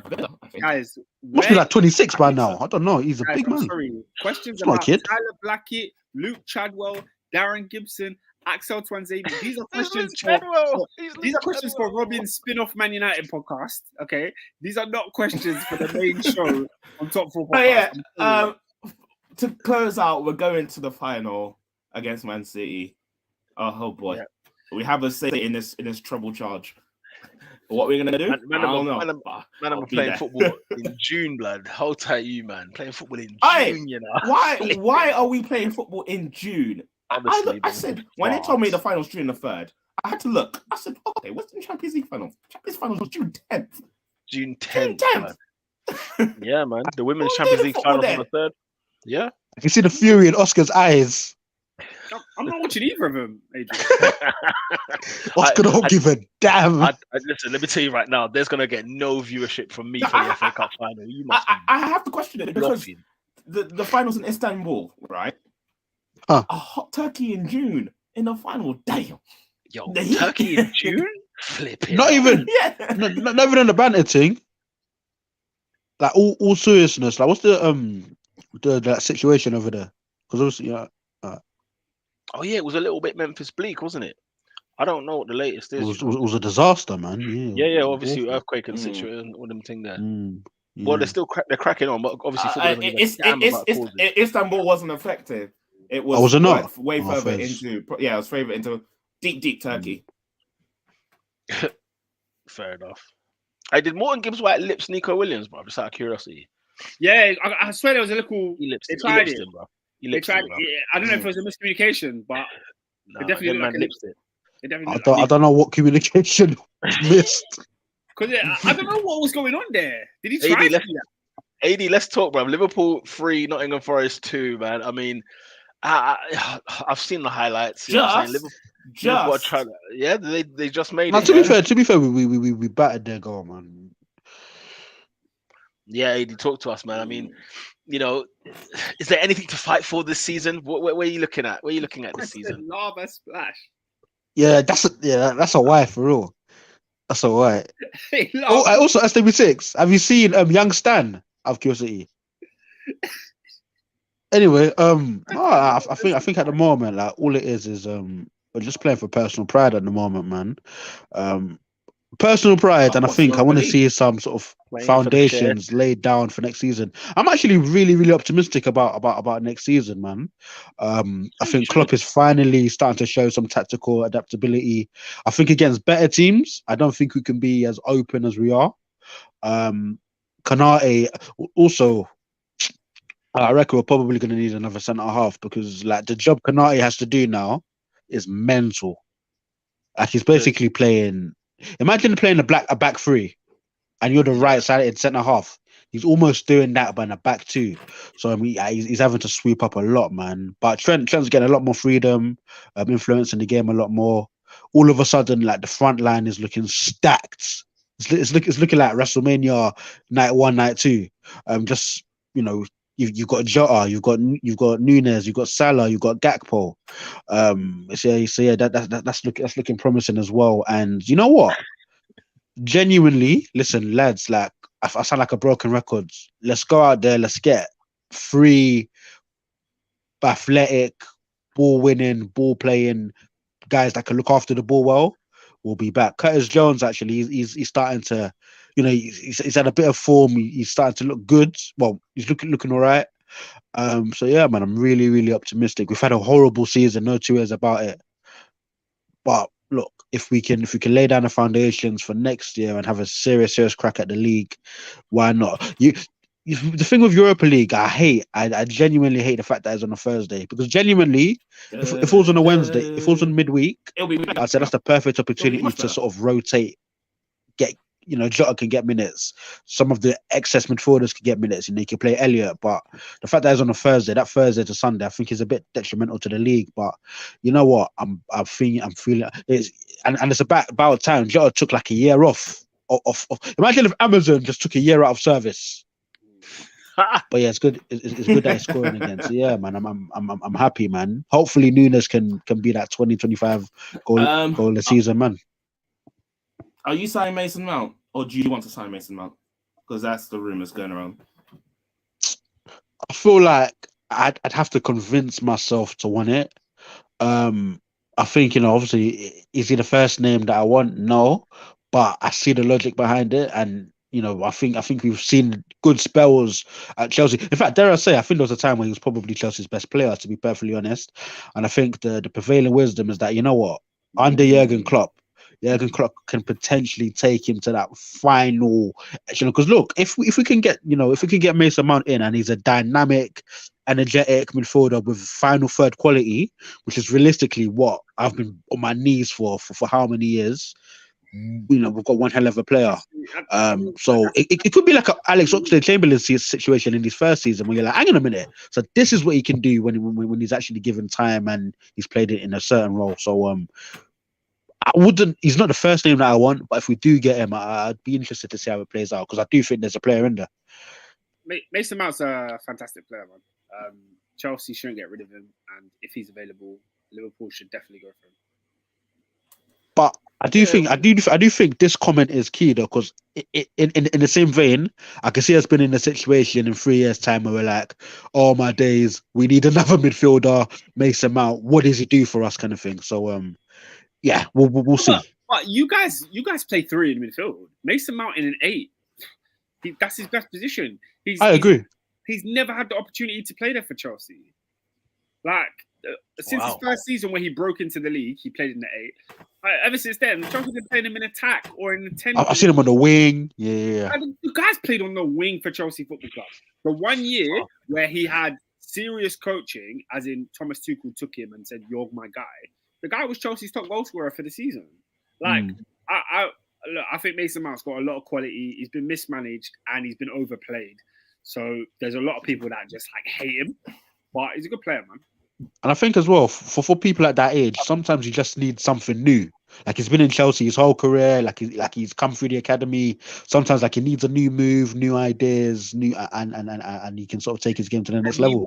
He will run till it hurts for Klopp. He'll do all that stuff that Klopp loves. Which is definitely a green tick for him. Oh yeah. It's crazy to think Liverpool this season have scored 7 goals like twice. Like, you get Jekyll and Hyde kind of Liverpool this season, and 9 goals as well, and a 9. You know what I'm saying? And you just there's reason for optimism for Liverpool fans next season. I think I agree with Endo, where he said, it's the biggest sort of transfer window, biggest summer window. They've got to get it right. But yeah, my worry, like I said, my worry. I'm always still worried. I'd love it if they don't spend money. It's just they don't have money. It's not my worry. This is my aspiration. Like, they ain't got no money. They ain't got none. Yeah, that's the thing. Walk on for footy agendas here. What's the agenda? Let's stop with the white quota. Enough with the racist-ish, homegrown. The hell is Conor Gallagher or a Curtis Jones? Well, look, you have your Jeffrey Schlups. You have your.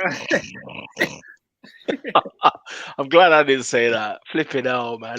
I'd have been in some hot. But where's Uriah Rennie though? Where is he? Yeah, that's a good point. We need more Uriah Rennie. You got your Harry Kane. Listen, where's Terry Connors? Where is he? If we've got Where's any Uriah Rennies in the building, yeah. If we've got any Uriah Rennies that actually perform like Uriah Rennie, you need to stay the hell away from football. It's bad enough what we've got. He was an awful referee. Listen, I am awful. And he was representing. To give out the circle can. Wherever you come from, you're welcome in the Prem as long as you're good enough. That's the answer to that. Do the classic Wenger. I don't look at the passport, bro. Like, if you're good enough, you're good enough. You know the way. Just come. You're good enough. Come. Yeah, man. Yeah, exactly. We want the elite. I don't give a damn what color you are. I want the elite, man. Flip me. To be fair, I'm just touching on Endo and Robin's point. Hopefully, we do have. Apparently, Liverpool bid 80 million for Bellingham. Now, whilst typically I might be a bit pissed off at that, because clearly we're not going to get him for 80 million pounds. The fact that we've done it so early, and the fact that it's quite a sizable amount of money, it shows that we're serious to a degree. Right? Yeah. Boom. Now we haven't got him. On to the next one. So I'd rather this than we do a facade of a pursuit all summer and then end up where we've been for the last 3 years, where we're like, yeah, we're waiting for this one. Here's the situation. We need to move now. We need to move decisively. So boom, like, that's definitely a decent sign of intent. It's not the best, because if you're a serious club, You spend the 120 if you really, really want him. But you've gone, you've made the move. You haven't got him. Now move on to something else. We don't want it to be another Tchouaméni thing because let's be honest, that's pathetic. We bid for him and then we said, oh, as he were, when we knew it was a problem and an issue, and it's come back to bite us, and it's robbed us of a season. This is a season. It's been a waste of a season. So yeah. Spot on, Oscar. Before we wrap up, Oscar, is there any other comments before we get into our awards? There's a lot of random stuff. I don't know why Nathan's just naming random football. But before we've got some things to go into. We need to talk about some. I remember Barry Hills. There's still some football we need to talk about. Come on, Robin. We got to speed it up, man. It's 10-10. I know, but I need Oscar's point of view of all of his managers that have been turned down, and I will now stuck with one Mauricio Pochettino for Chelsea Football Club. I need to know. Chelsea, I said before, we're not going anywhere. Chelsea. I need to know. Oscar, the prospect of Pochettino joining Chelsea Football Club. Talk to us. Robin wants me to talk about the managers that thought they were going to be in the running. Luis Enrique, had a nice presentation, but essentially, I don't know what happened with that. He just didn't get the job. The reports about Nagelsmann have been that apparently he thought the job was his. He thought he had it in the bag, and then he went to turn it down, and apparently Poch was Chelsea's first choice all along. It was him all along. Yeah, so I don't really know. See the third man. I was never really keen on Nagelsmann. I was more in favor of Enrique, and then Poch came out as the front runner. And it is what it is, really. Poch is a good manager. He's good. Do I know if he's good enough to win Chelsea the league? I don't think so, but we'll take it because there aren't many good managers out there. And what Pochettino can do is bring us back to challenging at the very least. Nah. I think there's good managers out there. Go on. Oscar would take. Yeah, name him. Peter, Luis Enrique, number one. Number one. Yeah, we've already discussed it. Number two. Zinedine Zidane. It's perfect for Chelsea because it's you take Poch over Zidane, okay. Also, can I ask you guys? Can I ask you guys a question? In fact, I'll address it to Oscar. Oscar, you said you don't think Poch will win your league. Why not? He has to prove to me that he can. I just don't believe that. It's just. I don't know if it's in his locker to go the distance and win the big trophies. Chelsea. He's won a league in France. Why do we all conveniently forget that? He also lost the league in France. He lost the league in France. Yeah, he didn't start that season. Tuchel bottled that season for him. He joined in November. Let's not do this. He didn't start the season. He joined in November. That's cool. Okay. It depends what way you want to look at it. He wasn't 30 points behind when he joined. I'm sorry, he had a full season and won the league. What do you want from him? When he's won full season, he won the league. The question for me is to win the Bundesliga with Bayern or to win the Ligue 1 with PSG. To me, it's not the same as winning the Premier League with a team other than Manchester City. But yeah, I hear you. But then we're judging Poch on the standard of winning the league with Spurs. And in fairness to Poch, he got that team punching well above their weight. Whatever we want to say about him, he got Tottenham Hotspur challenging for league titles and got them to a frigging Champions League final in spite of Daniel Levy. Because the last time Daniel Levy's team was in a final, he sacked his manager on the eve of the final because he didn't want him to win the cup. That's the ambition of the club. And Todd Boehly strikes me as being quite an ambitious person. But look, true. Look at who we're talking about. We're talking about people like flipping Luis Enrique, who's won a treble. You know what I mean? We're talking about managers. We're talking about the competition of Poch has been to the mountaintop and succeeded in their league and in Europe. Like for me, Poch hasn't done that yet, and that's not me to say he won't ever do it. It's just me saying I'll believe it when I see it. Like. Poch is a good manager. He's a good manager. He will get good things out of this squad. Yeah, he will get good things out of the squad. Better than what Potter did. For damn sure, better than what Lampard did. So I'm okay with Poch coming in. Yeah. And I think in the league he'll do better than what Tuchel did for Chelsea. what he will do in the Champions League and what he will do in terms of actually taking us to that level. What's the high? What was the Yeah, highest? we've never seen him. Wait, there. He said something that we can't just allow just to go past without debating it. He said he would do better than what Tuchel did in the league. What was Tuchel's highest position in the league? Just out of curiosity. Tuchel finished third, but I think we won like 7 of our home games. Huh? What do you mean 7?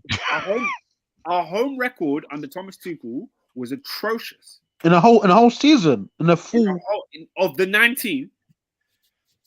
I think we won 7. I think we won 7 home games at Stamford Bridge. That's less than 50%.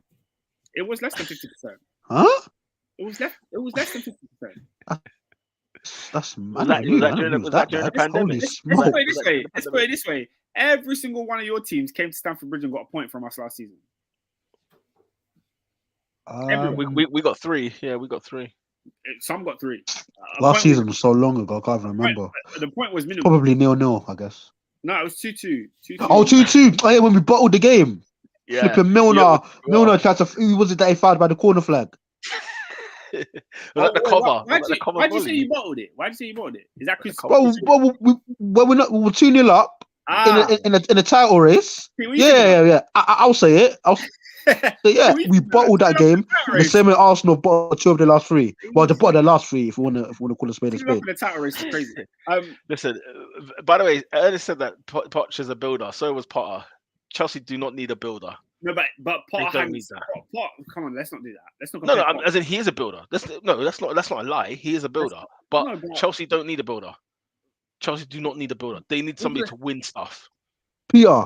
They need quite the opposite. Because Peter, can I be real? Yeah. Up to about a week ago, I was saying that same talk that you were saying. Like, if you look at how Chelsea have done it over the last 20 years, when we look at all of their managers, what's the one constant when they've been successful?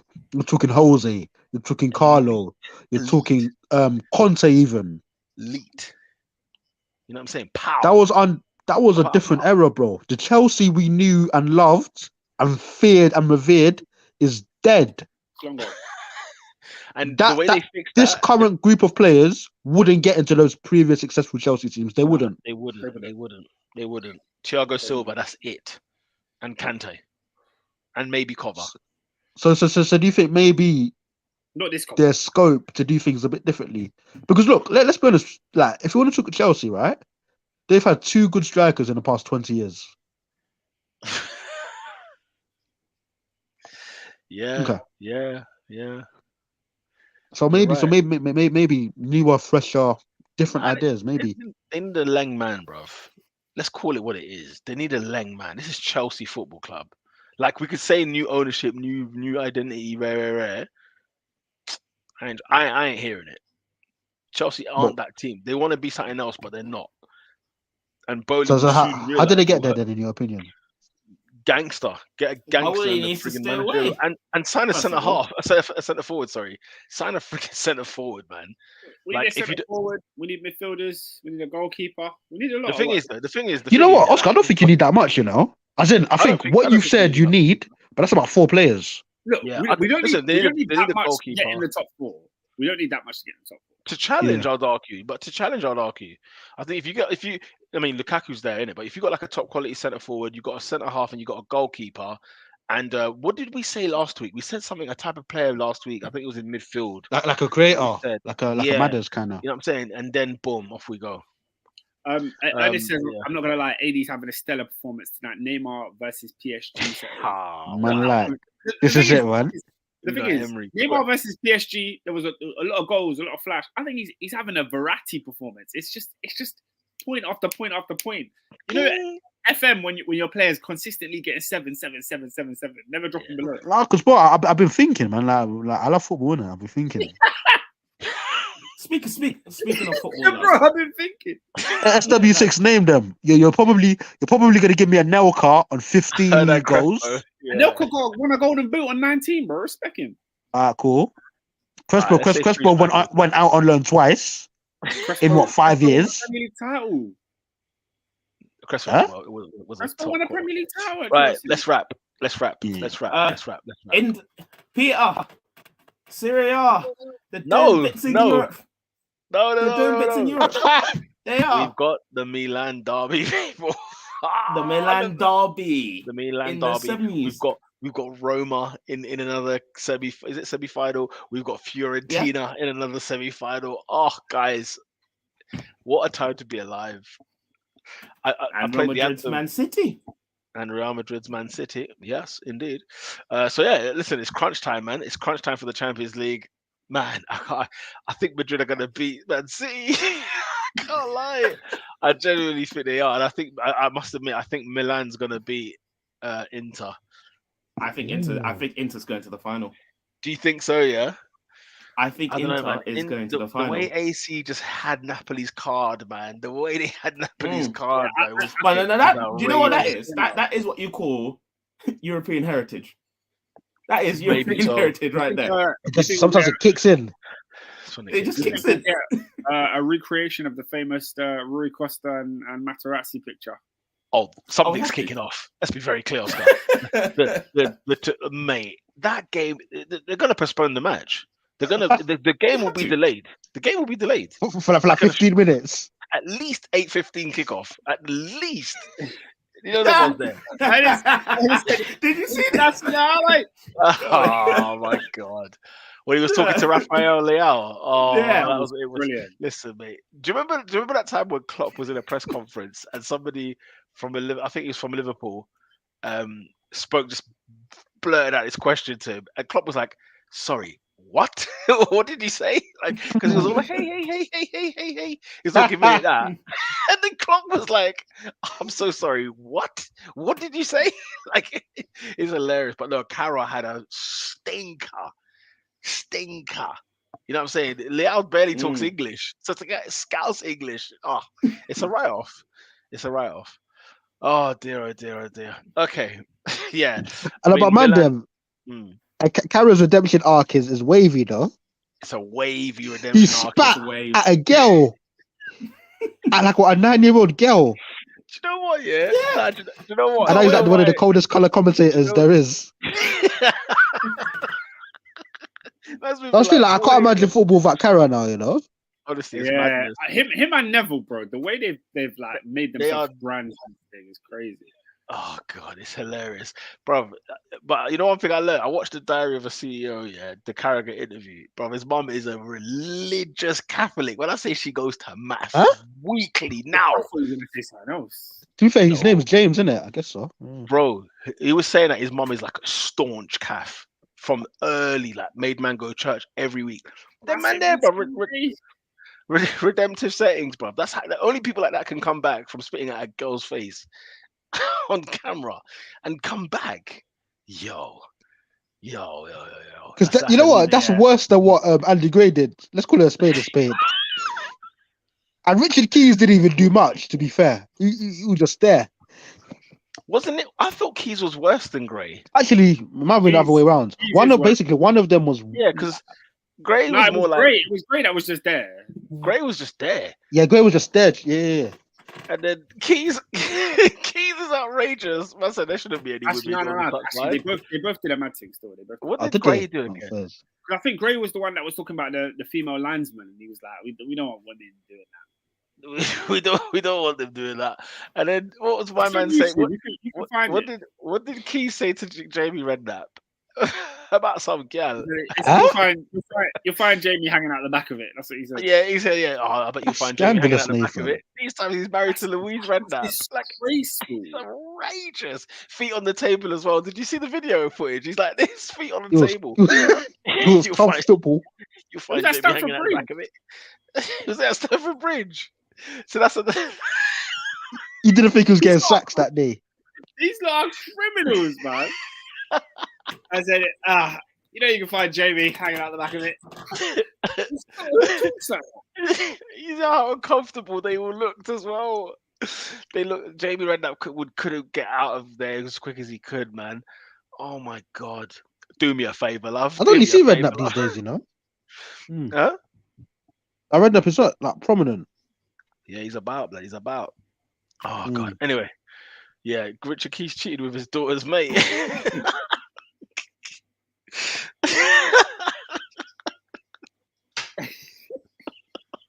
Have you seen his interview on BT Sport when he was like, it was just banter? I died laughing. What? Yeah, he came to justify what he done. He's like, listen, it was just banter. It was outrageous. just banter. Now the man live in Really? Qatar. The man live in Qatar. Wait, Doing Nathan says BN who remembers Sports. when Jamie and Roy Keane scrapped? When did this happen? Yeah, this was hilarious. Yeah, They weren't in the same place, were they? was verbal. Redknapp was at was a Tottenham verbal Hotspur. scrappage. Redknapp was at Tottenham Hotspur in the Tottenham Hotspur ground, and then Roy Keane was like, I think Mourinho got sacked, or he was on the verge of getting sacked, and then they were having bare banter, and then Roy Keane was obviously just rinsing Spurs, like just in his element, rinsing. And then Jamie Redknapp was like, he started talking tough, innit? He started raising his voice to Keane, and like Keane sort of like chilled and calm and whatnot, but yeah, Jamie was getting flustered, bruv. He got flustered. He got proper flustered. I don't remember this. Yeah, it's pandemic settings, bruv. I remember the banners and that were there. Anyway. But this was around the time Keane said he would have banged the hair if he was his goalkeeper. Yeah. It was that sort of period of weird. I believe now if Roy Keane became a manager of a football club, he's hitting someone on a Warnock thing. He's hitting someone. He probably did. Oh yeah. We need like Dwight Irish. York or somebody. Nah, especially if you're Irish. I don't know what it is. He friggin' hates all of them. Jonathan Waters, the way he rinsed Jonathan Waters is hilarious. You know what? I reckon he's punched Paul McShane. You know. Paul McShane. Yeah, I reckon Paul McShane's been lamped at least once, but yeah. Yeah, I think he or Carlos Edwards. Somebody got it. Jamie Redknapp and yeah. Keane. I was thinking of Jamie Carragher. Yeah, I remember that. Yeah, I don't think he meant Carragher. Anyway, all right, Jamie, guys, goal of the week. Who's your goal of the week?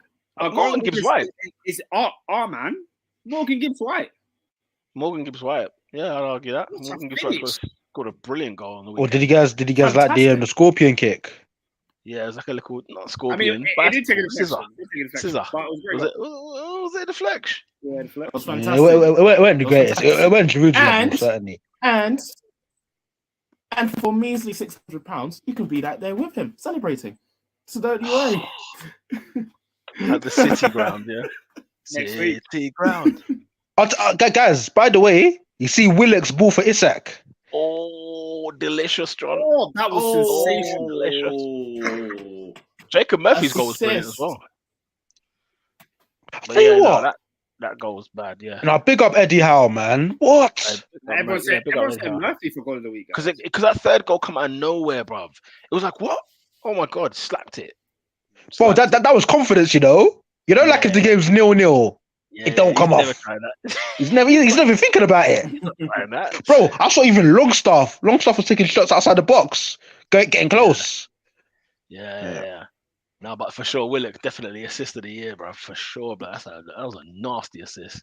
Now it's good to see. Now Newcastle, they've got a few players who they didn't necessarily get love, but now they're getting the love and they're performing. Like, now, what a job Eddie Howe's done, man. I can't speak highly enough. Joe Linton was the worst striker we've ever seen. For sure.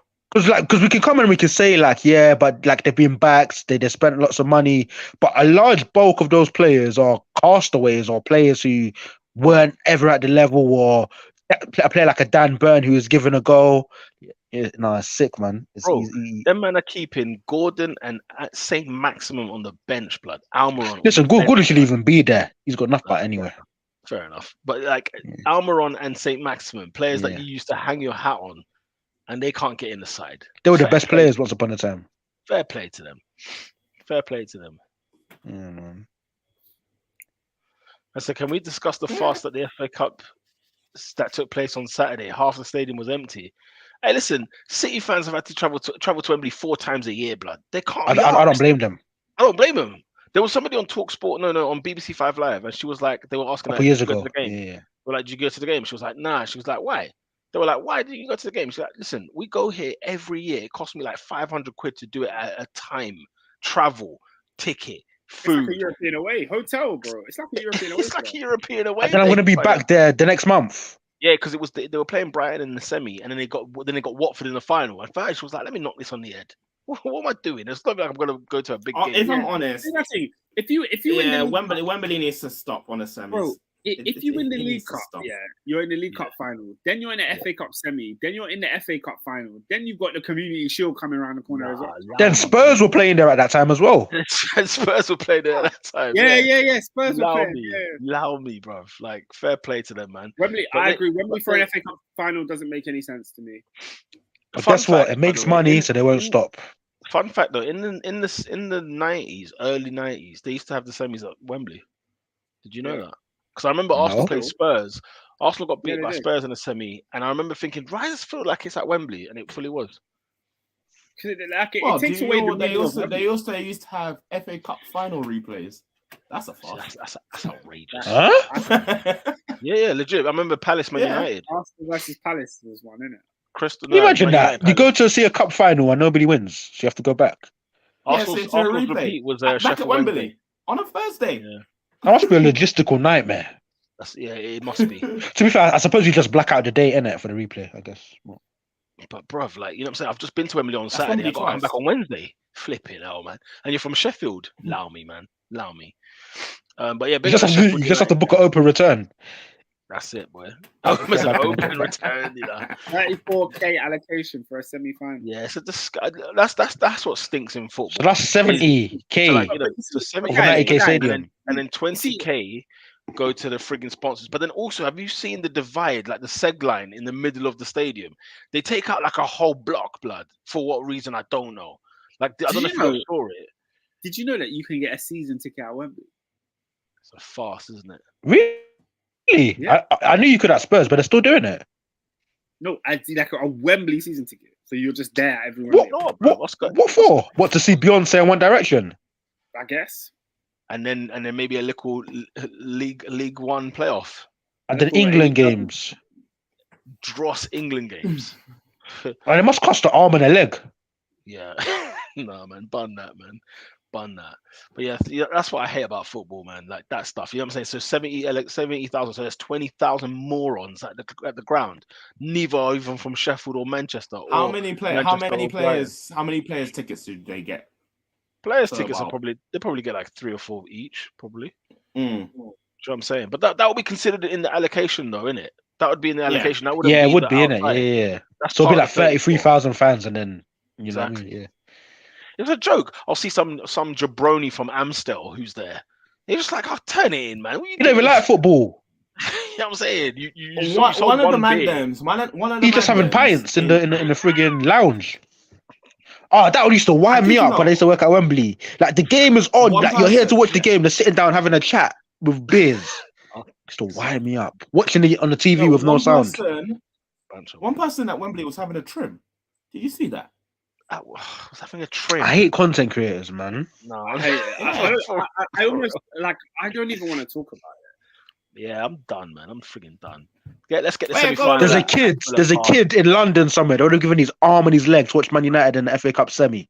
Here's the thing right now as well. Man United versus Man City. This final should not be played at Wembley. Even the final.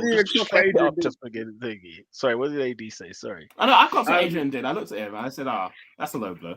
I mean, well, how's it low blow? You were once that kid. 50% of your fan base, you know what it is. And then I moved to Manchester and I lived a dream. I rate it. I moved to Manchester. He moved to Manchester. Now he's in the minority. That was a good one. Hey, you man, real talk here. Big up Flex. Where does man live? He's not a Londoner. He can't be a Londoner. Everywhere. He's everywhere. Can't be a Londoner. Guys, why don't Manchester United content creators have Manchester accents? None of them do. McCollum's from Birmingham. Flex is definitely a Londoner. Hey, Stephen Alson. Look, where's Goldbridge from? Where is Goldbridge from? Goldbridge is from Windsor. Berkshire or something. Yeah. He used to go Legoland every other weekend. Ramsey's from North Wheezy. Stephen Howson. You need to look at Ronaldo. One of the guys called Ronaldo on there. Who's the ball guy? Jay Motti. Those are your Manx. Nathan, Flex your Manx are there. He can't be from London. Brother. Oh, what's his name? He's a Phil and he's a waste of time. Good night. Oh, who's that guy? Andy Tate. That's like the only one. He's also Saeed. Big up Saeed, man. Where's Saeed? He's from Moston. You man, Yeah, you got Saeed, you got Stephen Howson, you got Jay Marty, Culture Cams, you got Lies. Yeah, you got all these guys that are just from everywhere. On the real, but let's do this. Flex is at Man United, home and away, and he doesn't live in. He lives in London. Apparently he's from Wilson. I don't know why. He's from Northwest. He's from North Wheezy as well. So hang on. So Flex and Rance are from North Wheeze. Oh my God. Right, Flex was at the World Cup. He was living life, man. He was wearing the full garment. A big wow. Yeah, I wouldn't say big up Stephen Howson because sometimes he does questionable stuff. But yeah, those are the men them that are like proper manx. You are a fool and a waste of time. I was fuming one time. I must have, like sometimes when you fall asleep watching football content. I might have been on stoppage time or something. I wake up, but I'm seeing Steve Howson. I had to click X. I had to erase the browser history. I was fuming. I'm seeing man talking about when you're half asleep. Man talking about Rashford and Martial. I couldn't believe I was seeing. I would never watch Steve Howson on my own volition. Never. Or anything to do with United's, but him. I can watch Rio is cool. Joel Bayer, very cool guy. But Steve Howson, never. Never. On his own. Sometimes he makes good points. Guy makes horrible content. Horrible. Every time I hear him talk, it's a bad take. Every time. No, but to be fair, he does how many videos a day though? Who's the mixed race brother that he's with as well? Who's the mixed race brother that he's with as well? There's one mixed race brother that says wild things, bro. Oh, Jay Marty. Blood, the guy will say things like, but Marty, Martial's better than Salah. Martial's better than Salah. Jay Marty. Hey, Robin, I like Marty, man. I like Marty. Hey, Jay Marty, he's a true man. He's a true man every morning. I can listen to it. He's a man. There's another one. There's the other one there. Looks like John the Baptist, bro. What's my man's name? It's so long. I know exactly who you're talking about.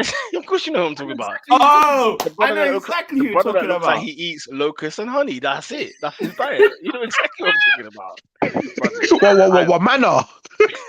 Manna from heaven. I know exactly who you're talking about. He's on Stratford Paddock on a regular. I can't remember his name. For Hillsong's Easter play. There's one bald brother that I follow on Twitter, but I forgot his name. He's actually really good. Actually, watch him. I forgot his name though. Jay Marty, bro. Big up. Big up. What you call it? Yeah, big up Jay Marty. Also, we'll get onto other podcasts, but there's. Nathan said 8 Marty like 47. Still like he's 47. Great content. Yeah, he's a cloud. He's a freaking cloud. All right, guys, let's wrap up. Goal of the week is Morgan Gibbs White. Who is? Oh no, is it Jacob Murphy? Actually, was it Jacob Murphy? The crowd wanted Jacob Murphy. So the crowd said Jacob Murphy. Jacob Murphy it is. Jacob Murphy is the goal of the week. Oscar, the player of the week. Player of the week. Diogo Jota's got a shout. I'm getting Isak. Well, Mahrez scored a hat trick. Yeah, I was gonna say Isak. Mahrez scored a hat trick at Wembley. Big stage. He did. He did still. Are you guys being serious right now? Facts. Semi-final. He scored a hat trick. Alexander Isak. Get Mahrez out. No. Mahrez is on the bench. You know what I mean? Yeah, Mahrez is the full bench. That's some feat. FA Cup semi-final hat trick. Come on, Oscar. No, you know what? Oscar's a disgrace. That's if a goal happens in the Forest and I was there to see it. It happened. Isak or Mahrez for me because both of them were sick. I'm going Mahrez, man. You didn't even watch that game. I saw the highlight. That was a good point. I just saw the Sheffield United song and then I went out. Guys, me and the wife went for a walk.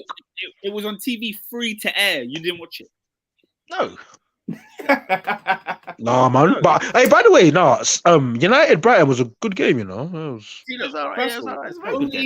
Only Balotelli's 11-12 only premises would know a rubbish stat like first hat trick at Wembley since 1958-57. It's also incorrect because Paul Scholes scored a hat trick at Wembley against Poland in 1990.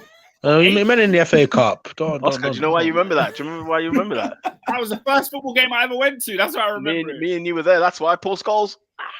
What year was it? Was it like 98? It was like 97, 98. It was leading to the World Cup. of '98. All right. Man, them are talking about we were the there, Twin bro. Towers days. Why we?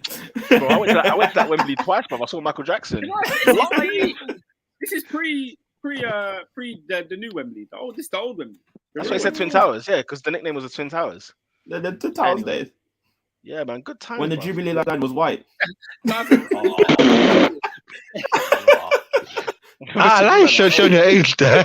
Hey, Yeah, that's sure, the no, first time I went, and that's when I fell in love with a beautiful game. Nah, for real, bro. Skull. Raw. Wait, hang on a minute. Oscar. So Paul Scholes gave you like your first memory in football, but you spent your 20s just to bash the guy. Yeah. It's like you're on a Paul Scholes crusade. It's actually true. I saw Paul Scholes. All right, guys. The player. Go. Life. Do you know what it is? I probably saw his most epic concert ever, History Tour. Are you dumb? Are you dumb? I wish we were older. I wish we was. Yeah, I wish I was older still. I don't really remember that. Bro, I just remember us walking through Chalk Hill Estate, bro. And then we get in there. Man's 6 years old. Like I'm like 6, 7 years old. Do you know what must have been painful? What's that? Like, imagine if you bought like a ticket for This Is It. That must have been peak, man. Yeah. What did you? I did. Did you keep the ticket or get your money back? Wait, you have a This Is It The money came back. I should have kept the ticket. He didn't keep the ticket. He took the money. He took the Yeah, money. give me what people are idiots talk about. Oh, keep the ticket as a souvenir. How much is that Nah, I got ticket? the money, yeah. It's like a Bro, bill 50, you know, son. You know how much it is today in 2023? I remember. How much it'll be in 40 years' time? Oh my god. I remember begging my mum. Oscar, you could probably get a deposit on a house for that. I was like, Mum, please. That's if a good there's question. anything. Bro, imagine like how much. That's a great mum. I can't lie. Your mom is Mage. If she can give you a Michael, This Is It, Michael Jackson, 09, I was This Is begging. It. And then I remember because when he died, I think that's the one few times I said I had a whole day of just crying. I was just like, no way has this happened. That was a day of weeping. Bro, the Nah, world bro. stopped when he died. It was like North Korea. Anywhere you turned was Michael Jackson. Yeah, I can't lie. I went to Brent Cross the next day. All Michael Jackson, the entire sound system, the whole PA was Michael Jackson. That was a Bro. different. I wonder what it would have been like working in football. When he died, when he died, his music was always on the radio. Bro, I had like 10 songs I'd never heard before. Yeah, for real. He's still making money today. Nigga had hits, man. Flipping hell. Like, are you joking? Oh my Bro, god. he had so many hits. They done Black Michael Jackson versus White Michael Jackson. It's ridiculous. Yeah. Oh my god. Oh, fantastic. And it was only 50 as well, you know? You could even do a mid-table Michael Jackson in between. But when you watch that This Is It documentary, a mid-table Michael Jackson, when you do I said it was a Bubba Ray and Devon Michael Jackson. You know, are taking the piss. This Is It documentary though. When you look at how juiced up this guy was, bro, there was no way. There was no way he was doing 50 nights at the O2. No way. How many did he end up doing? What do you mean he didn't do one? What? He didn't do any. The guy packed. It was up literally was like 2 days left. Oh no, it wasn't actually. It was like a week left. It was not long before he came. Yeah, and it said people forget his career kicked off in the 50s when he was 5. He's the original star boy. 5. There's been none like him. I had a debate. 45 years on the road. I know we don't. I know we have to. I have to bring this up because we had a debate in work last week about who's the biggest, what you call it, artist of all time. Robin, that debate should have been 10 seconds. Man were bringing me Oasis. Man were bringing me Oasis. Elvis Presley. I said, excuse me. He has lost it. He's muted. He's effing and blinding. Sponsors. I said they gave me Queen. I said Queen's a good shout, but it's not Michael Jackson. It's not Michael Jackson. Hey, great. Do that to me. Listen, Queen, you were great, but just fall back, man. For Michael Jackson, everyone needs to lean back. Whoever said Oasis, you need to find them. You need to be shot, blood. Bro, you can put him in a headlock. You think if the average auntie saw no Gallagher, you know who he was? Nah, Michael Jackson. It's not even Oasis, yeah. like when you say my man was kicking off his career in the 50s. No way. I don't even think Beyonce? Beyonce's first. I don't think Beyonce can Beyonce's first. Beyonce can get the hell out of here and all. Get the hell out of here. No, it's Michael Jackson and then it's a gap. To be fair, Beyonce's probably the biggest today, though. Today, today. Yeah, I mean, I guess. But to be fair, lack of exposure helped him, though. Not Michael Jackson. Yeah, Michael but first of all, Jackson. can I- Michael Jackson was no. We have to put this. Michael Jackson did a Rey Mysterio entrance and stood there for like 10 minutes, and man, them were fainting left, right, and center like it was cash. Guys, can I bring up a comment fainted. here? 'Cause this- Go to a church in West Africa. You'll find the same. I need to go to. I need to go to this comment. Yeah, Tahar says MJ was before my time. This is OAP talk. Oh my God, how old are you? How old are you? No, sorry. Michael Jackson is a timeless. How old are MC. you? Yeah, MJ he is before transcends. your time. He transcends. Yeah, for sure. Before your time. What? Do you think I was alive when Beating came out? If you're going to the Chelsea Arsenal game, the away game, bruv, get yourself at the Alive? end, mate. I'm gonna be playing a plethora. You think I was at the Billie Jean listening party? Listen, Man, I'm I going. don't think we was here when Ruined. Thriller dropped. We weren't alive. Alive? Here. We caught it. We I caught caught the it. end. We caught the wave. We jumped in. You know what I'm saying? We jumped in. Flipping out. I said I wasn't alive, you know. MJ had people out cold crying, simply breathing. Crazy, man. Crazy. I want to rock. It's his. Okay, we're not getting into Michael Jackson. No, we can't get into that because we will be here We'll forever. be here all night. Big up Baraka. We'll be You here done all know he night. is time. Robin's colleagues will tell you Billy Ocean, you know? I couldn't believe it. Oh, When I talk about Coldplay and them and there, get out of it. Endo Get says out of MJ, here, man. MJ changed colours. He was definitely serious. Serious guy. People climbed the airport building when MJ was there. Look, they were climbing everything. brother, this guy hung To be a baby fair, out of so- the balcony. Asher D had girls scaling the gates in 21 seconds video too. You know what I mean? It's not that impressive, is it? Now, do you know what's funny? It's over. Now, do you know what's funny? You know those are like big mums now. They're like 47, 2 kids. But mum, why was you scaling the video, the So Solid Crew walls in 01? Why? No, Yeah, I was thinking about that, you know. I was thinking about the fact that people's parents were like in grime videos. Yeah, that's a Mad. howler. That's a friggin' howler. Your dad was screaming when Romeo was spitting. If anyone is like in a Wiley video or like a Roll Deep video, if there's gal in there, bro, and you're pushing pram, it's freaking peak. You know, Channel U and Channel AKA videos. You know how there was. Man bare said- gal with the hair, I said hair my stuck to mum was the in thing. my mum was in the Roll Deep video. What's your mum doing in the Roll Deep video? Damn. I said your mom. Your mum was his North Star. I said your mom was in the freaking No, chunk fam video. I've just read that comment. Oh, what's his name? Mr. Wong. Who remembers Mr. Wong? She's in the Girls Love Nasty video. Oh my god, nah, that's howler. Imagine seeing your parents in PYG or Gas Gang. Nah, Johnny Guys. nah. Be careful. Bro, we're lucky we're first generation because we don't have to deal with that kind of embarrassment. We ain't got to deal with that, bruv. You know what I'm saying? Our parents there, boy, they didn't play no games, bruv. They didn't play no games. Oh my god. Who is the team? Who's the team of the week, man? Flipping hell. Newcastle.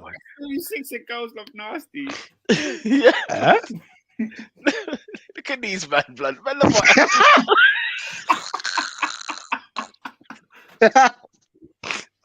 Listen, Yeah, I'm so done. I'm so done. If your mum Listen, is in talk this about- video, talk about- The mafia. Mafia. By the way, this is the greatest music video that ever happened in the UK. By the way, Say it again. that's the greatest music video the UK's ever produced. I think so. There's not been a greater think- UK music video. Nah, I Oh, think no, so. but Mantum, I was listening to a podcast, yeah? You know what somebody said? They said if Martin Luther King was around today, he would have got cancelled. I don't have been no progress in the civil rights movements if Twitter was around back then. Hey, do you know what? I saw some random YouTube TikTok video thing of Museveni, yeah, the president of Uganda, and he's being questioned about homosexuality, and he's like, "It is He's just wrong. laughed. It is wrong. It's not right." I was dying. Was it the one in the white suit? I think he's in a grey suit. Okay. And this woman, he's chatting to this white woman, and this woman is like, like he says, "Listen, we don't come to your country and tell you what you should do. Don't come to us. We'll figure it out for ourselves." I was crying, man. I said, "Yo, Museveni's a real one. Oh God." Anyway, guys, team of the week is what? Newcastle United. Yeah, Newcastle. Yes, Yeah. Newcastle. Definitely. Okay. Who's not that guy this week? Dear, oh dear, oh dear. There's only one team that can't be that guy this week. There's only one team. The other one's so solid that they don't know. They don't know about my crew. I forgot about that video I actually. forgot the They video. don't know about my crew. When he's in the TT blood, you know what I'm saying? Yeah, Well, we're in the Averex. The thing is, what Mega Man, what so solid video hasn't got a TT in it? Like they've all got a TT in it, bro. Oh my gosh. Baraka said, imagine you saw your parents in the Huh? Freak video. Oh, That's peak Freaknik. guys, did you see the video of the woman talking about Freaknik? That sounds too mad. I don't even know what that is. I don't even want to know. No. Don't just give me about videos. Imagine you're getting stepped on by Cisco in the phone song. That's your mother. What's happening there? If your mom is in the phone, You get stepped on by Cisco. What's happening there? No, but like he stepped over them, like one by one. He was like, yeah. Nah, that's crazy. No, dangerous. it's when it goes dark and they're all in the luminous bikinis, bro. That's freaking outrageous. Oh, it's outrageous. It's an outrageous video. Anyway, guys, who's not that guy this week, man? For flip's sake. I told you, there's only one team that can't be not that guy. What, Tottenham Yeah, Hotspur? Tottenham Hotspur.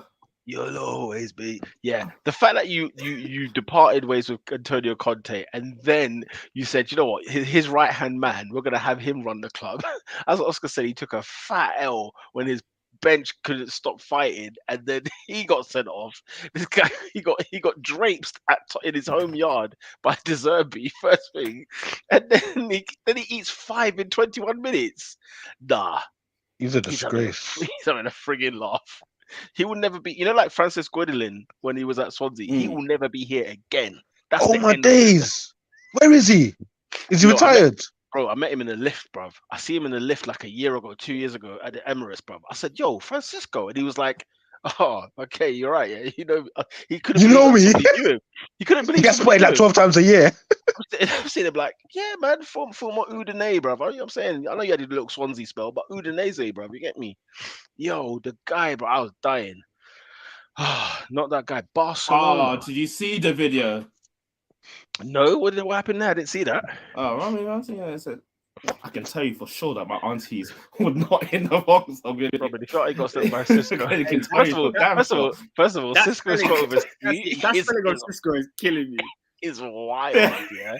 Would you still chat to her if she got stepped on by Cisco? I said, first of all, I can tell you for damn sure, none of my aunties were anywhere near America that time. I don't think you understand that side. Our aunties are African women. You know what I'm saying? No way. I'm so glad that they are village. You know what I'm saying? They are village. Like, are you dumb? They're not in these videos. You tell them. You even try and bribe them with a flyer. Come to this video shoot. They'll look at you, bro. You don't know what. Step to me, boy. So Wait, did you see what Real Madrid? Did you see what? No. What happened? No, talk to us quickly. So Barcelona were like, I think their president said that Real Madrid were the team of the establishment. So you know how General Franco back then, Spain was a dictatorship, and obviously he was a massive Real Madrid fan. So basically, Barcelona is saying all of their La Liga titles, they were won because a dictator was in charge that supported them. Real Madrid came through and they made like a 4-minute video just outlining every single time Barcelona's won where Franco came in and they just came with the receipts. Robin, yeah, football is so bent, blood. Like it's, like one club tries to out a club for being bent, and then that club comes and outs you out for being bent. Like it's just bent all over the board. Guys, we haven't spoken about Serie A because they're not that guys either. They're not like that guy either. How they given Juventus 15 points? They've given Juventus 15 points. They've given them this season, guys. Did you hear what Jose said? My league is a mess, man. Oh, what did he say? He said the points were never taken away to begin with. Why are we so shocked? I said the points were never taken away. When Jose's in the mix, boy, he's ready to pounce. Bro, I couldn't believe it, bro. I couldn't believe it. People like AC and Inter are not in the Champions League now. Like, they're literally not in the... I don't think they're in the positions. I think Milan might have just gone in there. So, but the thing is, Peter, the points are quote-unquote temporary. Because... Temporary points? They're temporary points because the league can go back to the court and ask for a reduced punishment, which is more likely to be accepted. So they can still lose -10 or -5 points. See, yeah, Serie A. What are we doing? Listen, guys. Like, sometimes, like, we're so used to things and we don't actually deep the severity or the reverence of it. In 2006, Juventus were found guilty of match fixing. This is a corrupt, bent organization. They've got a whole because you know what? Imagine if obviously there's been rumors of it all the time. Imagine if it comes to light, like Sir Alex Ferguson was found doing what Juventus said were doing. Yeah. Literally paying referees. Mate. Can't believe this. It's such a scandal. It's mind-boggling. It's mind-boggling indeed. It's mind-blowing. Like Paratici has been banned for 30 months in football. And he was still employed by Spurs. Yeah, Spurs still had him. But then again, if Juve got their points back, why is he banned? Yeah, that's another question. You know what I'm saying? Yeah, that's a good question. Yeah, why? That's why it's temporary. That's why it's temporary. Listen, the lines. I'll tell you one thing right now. In Italian football, the lines never dot. They never connect. They never ever do. So just know there's always holes leaking of every situation, of every investigation. Another league that's had a howler. We all love Ligue 1, also because they're also called Ligue 1 Uber Eats. Yeah, have you seen the new name for La Liga? It's not as bad as Deliveroo? No. It is now for next season being called La Liga EA Sports FC. Wait, what? Sports FC. Yes, it is. Yeah. It is. It is indeed. Yeah, because FIFA, that's what FIFA's been called now, isn't it? Is that what it is? FIFA have departed from EA, so EA now doing their own thing. So now EA are releasing a game called EA Sports FC, and La Liga is now being sponsored by EA Sports. La Liga are always hungry for money, now being called. They'll take money from a brothel, bro. A brothel will sponsor their league. That's how bad them man are. What was I going to say? So FIFA games then, who's going to be making them games if it's not EA Sports? It's the same Konami. people with different names. Konami and that, yeah? Say no more, bro. It's the same people with different names. It don't really matter. That's a 2K. Oh, man. Anyway, all right. I believe you played FIFA 23 on a PS5. I haven't. Let me tell you. And bro? the last FIFA game I played was 2013 on the PS3. That's where I've been. Was that the one with Imagine Dragons? I'm on top of the world.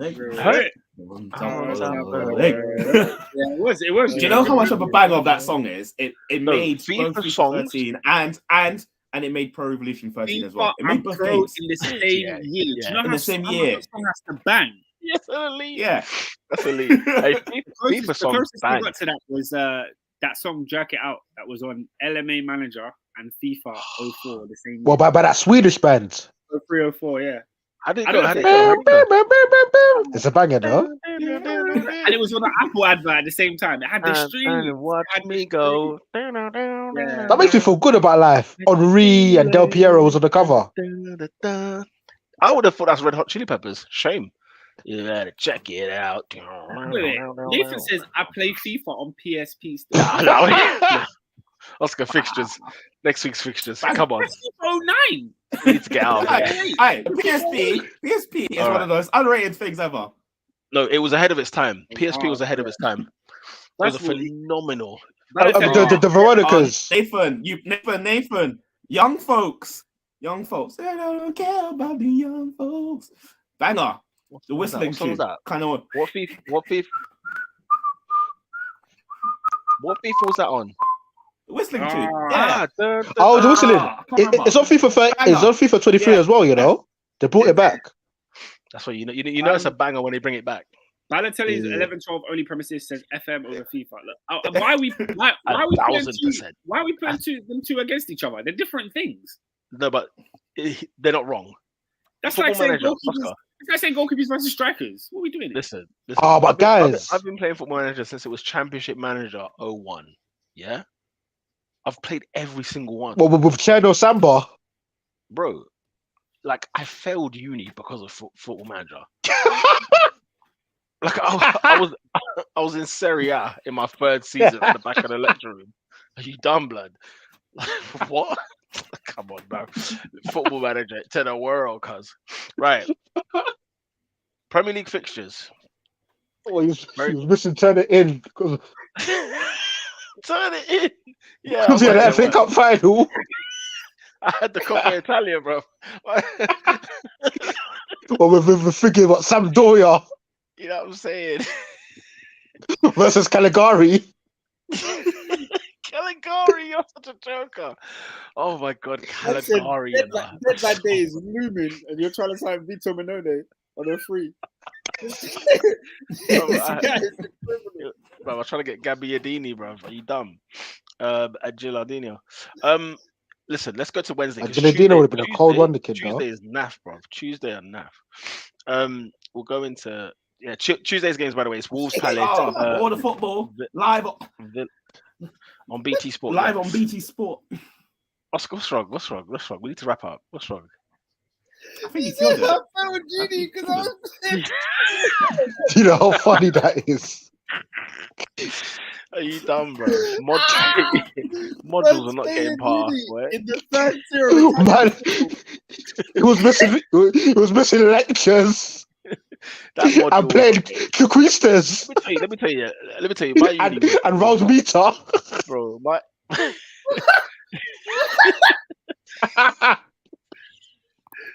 Hey, AD, my uni was so unserious. Man, the gal were coming into the lecture, yeah, with bags of McD's and Starbucks, yeah, and then ready to like straighten their hair. I was thinking, what am I? Where am I? Like, what is going on here, bro? You know them ones there, media studies. Well, when did you go? London? Unfortunately, East London. Oh my God, East London. What right. In the Docklands?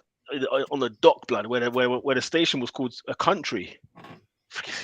That's coming off of Cyprus. Yeah. Oh, Cyprus. Yeah. I have a station where there's a country. But yeah, who gave BT Sport midweek Prem games? Tell them to stick to Europa. BT Sport this weekend. On Tuesday, very quickly, Wolves Palace, Villa Fulham, Leeds United, Leicester City. Wednesday is where probably some a bit more action. We've got Chelsea at home to Brentford. You know, West Ham at home to Liverpool. So, you know what I'm saying? And then the big one, 8 o'clock kickoff, Man City against the Arsenal. Let's get your predictions. Yeah, that's what we care about. That's what we care about. Let's get your predictions. Manchester City 3, Arsenal Football Club 1. Ooh. Straight in. Robinho. Sete. AD. I think City win 2-1. He said it was when Yugoslavia was still a country. I think that's the best comment I've ever seen on this podcast. Mattia Keshman, blood. You know what I'm saying? The man had all the goons, blood. Are you dumb? Euro 2000, man. Yugoslavia were a team in Euro 2000. Euro 2000, they were elite. They were cold, blood. It was a Dejan Stankovic. He played for like three different countries. Yeah, man. Dejan Stankovic, formerly of Inter Milan. Yep, you're damn right. Played for Yugoslavia, Serbia, and somebody else. And probably Montenegro. I think it might have been Serbia, Montenegro, and then Serbia. Something like that. Yeah. They've always got some elite players, bro. I'm Techie, Eddie, what's your prediction for 2-1 City? 2-1 City, you lot all going that way. I'm going to swing for the Arsenal FC. 1-0 to the Arsenal. 1-0 to the Arsenal. 1-0. I'll be real. I don't recognize a single player in this Yugoslavia squad. Nah, man, come on. Maybe 04 though. I think it's 04. I think it's not 2000. No. 04 was the Yugoslavia team. Yugoslavia were not in 04, bro. 04 they were disbanded, bro. Were they in 04? Yeah. Oh, they had Mihailovic. Yeah, I'm saysaying. What, Sinisa Mihailovic? Bloody hell. Big up, rest in peace, bro. Big up Sinisa Mihailovic. R.I.P. Oh, Mattia Keshman was in the squad. A 21-year-old Mattia Keshman was These guys. Man, have I not been saying Mattia Keshman the whole time? This guy. You're such a brilliant. Let's move on. Come on, producer. Okay. Thursday. Davor Suker played for Croatia. That's a stinker. Davor Suker, you know, that's a stinker. He played for Arsenal, Nathan. Arsenal and Real Madrid. Okay, so on Thursday, Everton at home to Newcastle. That's a Chavo Guerrero trying to beef with Rey Mysterio. What? Everton, Newcastle, Southampton, Bournemouth, and Tottenham Hotspur against Man United. Let's get your prediction. United win. United win. Spurs. I think Spurs will win. They're at home, man. They got to beat Man United Sunday. They got to beat someone. We beat Spurs at home quite often, actually. What at Tottenham? Yeah, they beat us more when we're at home than we beat them when we go to the Tottenham Stadium. Yeah. I feel like you know what's funny? Tottenham have had a hellish year. They're fifth. Like, what else is going on in this life? How are they fifth? Like, how are they fifth? They can't be. Because other teams have been crap. They've been dire, clearly. Yeah. AD, what's your prediction? Tottenham Man United? You know what? I've never put my faith in the Spurs again. Man United. Imagine, before the game, I said, no, well, you know what? It don't matter how bad Spurs' team is. They've got three killers up front. Kulusevski, when was the last time he bagged? Son's having an awful year. Yeah, man, I'm never trusting Spurs again. Yeah, fair enough. Question, why is Saturday so dead? Because there's only 3 games in the Premier League, 12:30 and 3 o'clock kickoffs. Crystal Palace at home to West Ham, Brentford at home to Nottingham Forest, and Brighton at home to Wolves. It's because of the midweek. That's why. Yeah, I don't get because Chelsea have another bye week, and I don't know why. Because remember, our game got moved from the Saturday to the Tuesday. That's why. Oh, that's the game that got moved from Saturday. Sunday we've got Fulham at home to Man City. I think Fulham might do a little thing, give me a little draw. Man United at home to Aston Villa, big game, that saucy game. Newcastle at home to there's 4 games at 2 o'clock on Sunday. Newcastle at Southampton. Yeah, bizarre. It's a mess. Why do they do things like that? I think it's to do with the coronation. You know, I think it's to do with the coronation. By the way, there's also a weekend where the coronation is next week. It's the week after, my friend. This is a normal bank May holiday. the 1st or something. No, May the 8th or something. Here, I don't know. By the way, on the day of the coronation, there's 3 games. And is one of them 3 o'clock on TV that I spoke to you? I told you guys about Man City on TV at 3 o'clock. No, that's not what you. That's not. What? That's the Saturday. How is that? How have they allowed that? Don't know. That's what I'm saying. Saturday 3 o'clock kickoff. They're showing on TV. I think it's Man City Leeds. Is that the first time ever? I'm pretty sure. I'm pretty sure it is. Lockdown though. Lockdown. They're doing it willy nilly. But I mean, like normal. Yeah. Stadium going. Right, Man United at home to Aston Villa on the Sunday. What are you lot saying, real quick? Aston Villa win. Away win. I couldn't tell you. Go on, you know Emery. Yeah, Emery. Go on. I'm honest. Yeah, I'm at the beach. I don't know about you guys, but I'm at the beach. Man United Villa. I think we will win 2-1. I think we'll win 2-1. Villa's a bookie team. Like they are a very big team. They'll go one way, they'll win 3-0, and then they'll lose the next game. So it's just like, yeah. Coolio. AD. Yeah, I think United beat them. I think United get a scare. I think they concede first, and then they beat them 2-1. Go.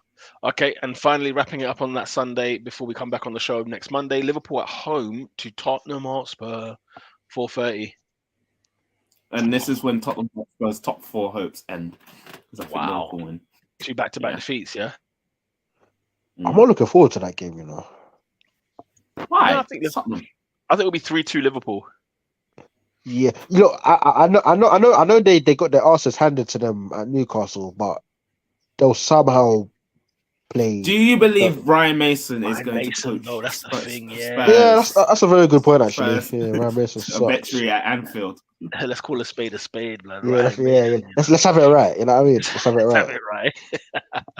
Yeah, Liverpool home win, man. Right, that wraps up this week's Top 4 podcast. Flipping out, 2 hours and 50 minutes. We have been going on for. Make sure you share, like, and subscribe, people, at Top 4 Podcast on the Twitter, on SoundCloud, iTunes, YouTube, Twitter, Instagram, TikTok. We are all over the gaff, yeah? Make sure you check us in every single Monday live, and that includes next Monday, Bank Holiday Monday, business people, live at 8 p.m. Is it? See you then. I'm you don't moving know. mad. We got a couple bank holidays. Coming up.